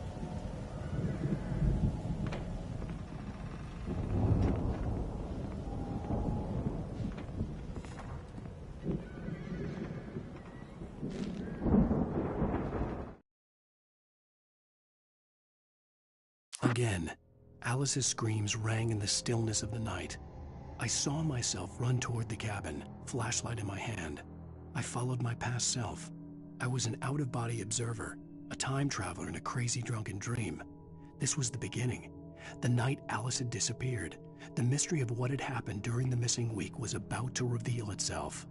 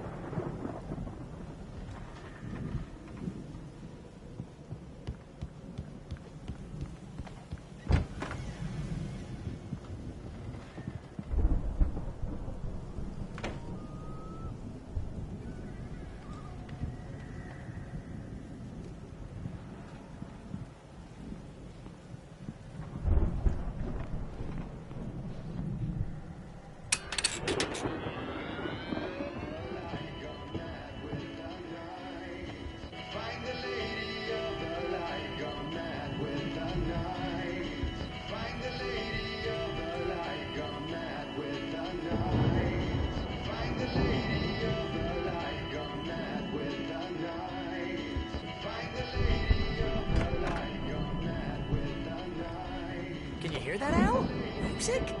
Of course. We need to find where it's coming from. That's the message the Andersons talked about. That's the whole reason we're here. Lady of the Light? Oh, that's gotta be... What's-her-face? The crazy lamp lady from the town. Cynthia Weaver. Right. Must be.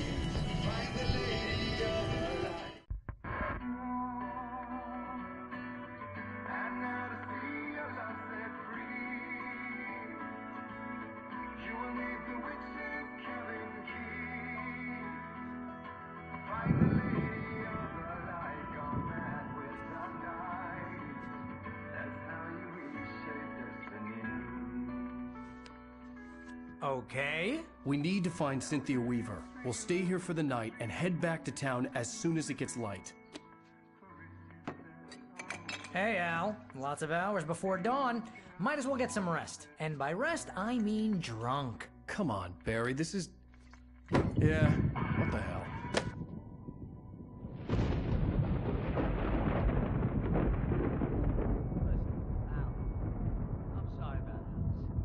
Seriously, because I know we don't get along, but we're gonna find her, right? And even though you're a crazy bastard, I'm gonna stick by you, no matter what, ever, Al. Sure, like a brother. I'm a writer, goddammit. Correct. If I just wanted to, I could write 10 books a year. And they'd be the best books that year. No, you couldn't. That's right, I couldn't. But I could, because I'm a writer. What? What do they put in this stuff? I feel like my brain is coming out of my nose. I'm gonna get the recipe off those coots and be a booze millionaire. I just miss her, Barry. I just want her here with me. I know, Al. I know. It's gonna be okay. We're gonna make it okay.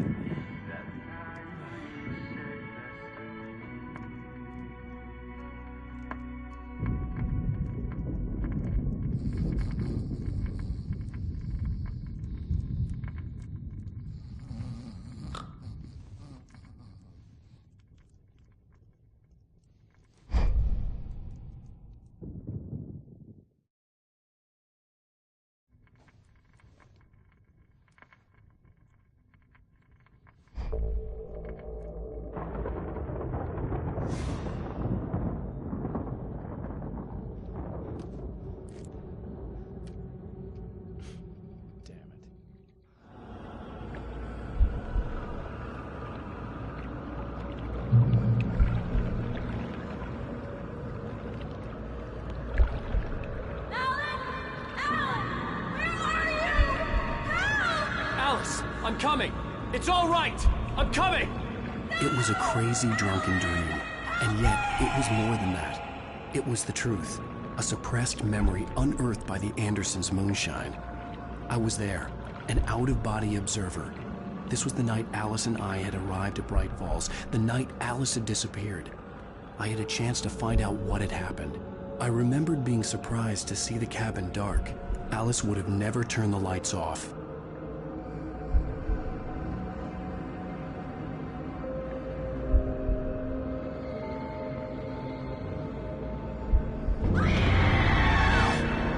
Alice?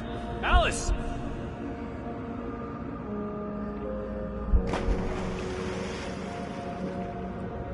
I remembered thinking, I caught a glimpse of her form underwater, sinking into the darkness. Diving after her was the last vague memory I had of that night. After that, the next thing I could remember was waking up behind the wheel of the crashed car and finding the first pages of the manuscript.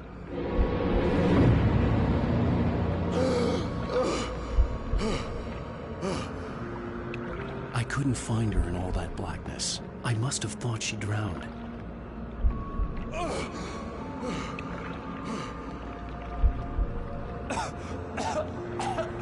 Alice! Jagger had Alice, and so she had me. Alice!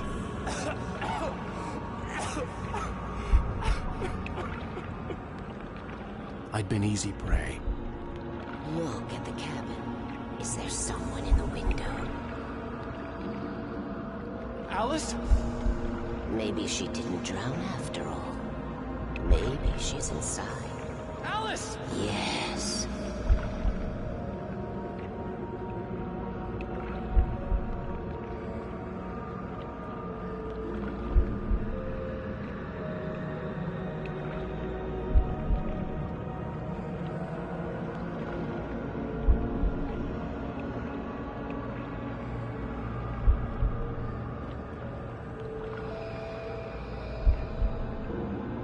The dark presence had touched me. She had dug her nails into my brain and used me, made me her puppet.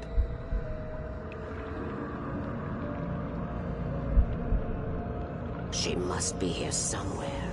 Maybe upstairs in the study. Alice! Yes, that's where she is. You can apologize. Alice! You'll laugh at the whole thing together and put it behind you.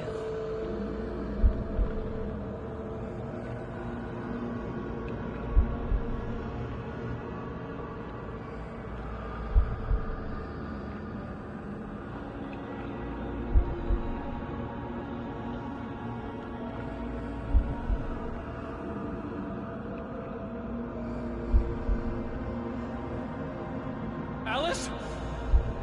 She's not here. You were foolish to think so. No, she's dead. She drowned. No, no, no!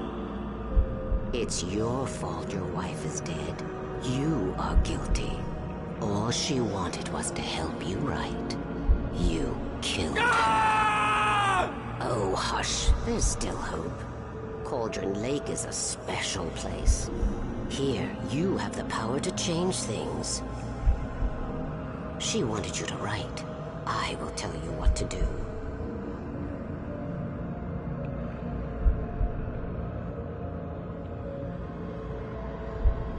You can write her back.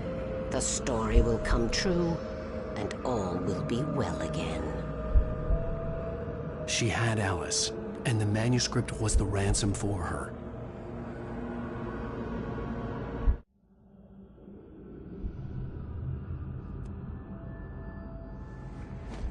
Yes. I'll write. I'll fix it. I'll bring her back.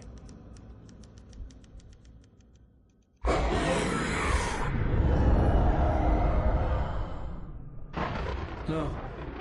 I wrote it. I remembered it all now. In the dark, I'd written for days, a week, almost a complete manuscript of a novel entitled Departure. Jagger had been my editor, whispering in my ear, making sure that the unfolding story would make her more and more powerful.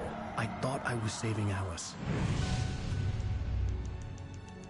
Even with the cobweb she put in my head, some part of me had been aware enough to write my escape into the story, to bring a light into the cabin to release me before I could finish, to interrupt the horror story before the ending, where darkness consumed everything and everyone. Zane was weak and far away, but I had written him into the story, and his light had been enough to set me free. It isn't here now. I'm here because it was written. I brought the light to set you free. You must hurry. It will know I'm here. It will be back soon.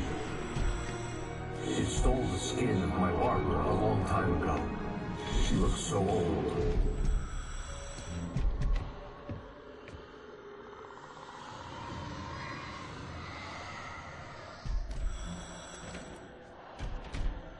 I'd woken up, confused and groggy, my mind consumed by darkness and fear. All I could do was to escape.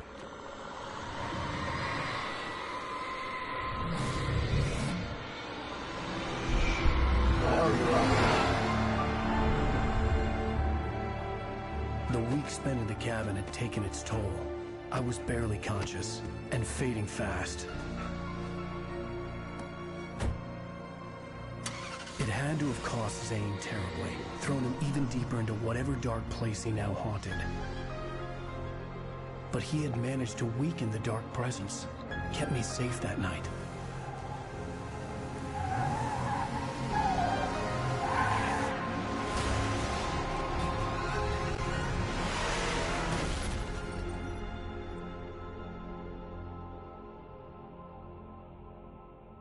I wrote it. It's my fault. That's right, James Joyce. It's your fault, and you're gonna pay for it.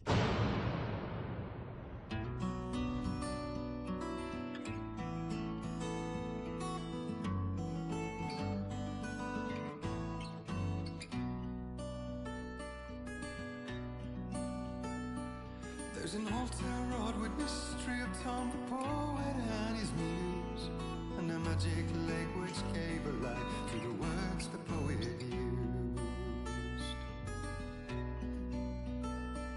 Now the muse she was his happiness, and he rhymed about her grace, and told the stories of treasures deep beneath the blackened waves. Till in the stillness of wonder and still Previously on Alan Wake. Under the influence of the dark presence, I wrote a horror story that is coming true. Jagger had been my editor, making sure that the unfolding story would make her more and more powerful. Some part of me had been aware enough to write my escape into the story. Together we can create something absolutely wonderful. The lake, it does something to the works of art created here. It makes them come true. My mom gave me this old light switch. The clicker. Alice is being kept in a dark prison. I need to find Cynthia Weaver to fix this. It's your fault, and you're gonna pay for it. Well, we're expecting a record crowd from the neighboring counties. Naturally, we hope to break the record set by last year's Moose Fest in our neighboring town, Watery. Ladies and gentlemen, some people have asked me, what's the big deal about Deer Fest? And I think that this sums it up. It's about friendship and community. We've got a great party coming up, but let's try to hold it in until tomorrow and get through the night in one piece, all right? I have it. Someone will come for it when the time is right. Thomas said so. He wrote it. The key is insurance. It's my job to keep it safe. Safe in the light. Always in the light. Hello.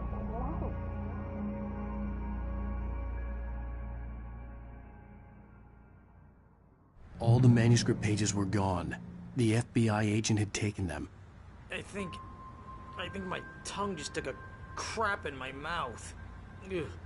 Oh, wait, we're in jail now? Al, this is not good. That about sums it up.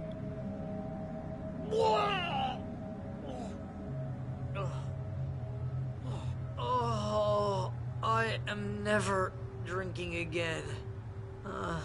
I need to talk to Weaver. She's the one in the song. The Lady of the Light. What, the crazy lady? Ugh, whatever you say, Al, but we're stuck here. They're not gonna... interviewed Wake. I had some reading to do first, Sheriff, and let me tell you, it was an interesting read. Well, I've got you now, Raymond Chandler. It's all here. All the evidence, including conspiracy to murder a federal agent. There's no way you're walking out of here. You hear me in there, Bret Easton Ellis? Huh? Agent Nightingale, I want to talk to your superior. Well, we all want things, Sheriff. I wanted my... Look, that's not possible right now. Agent Nightingale, I insist.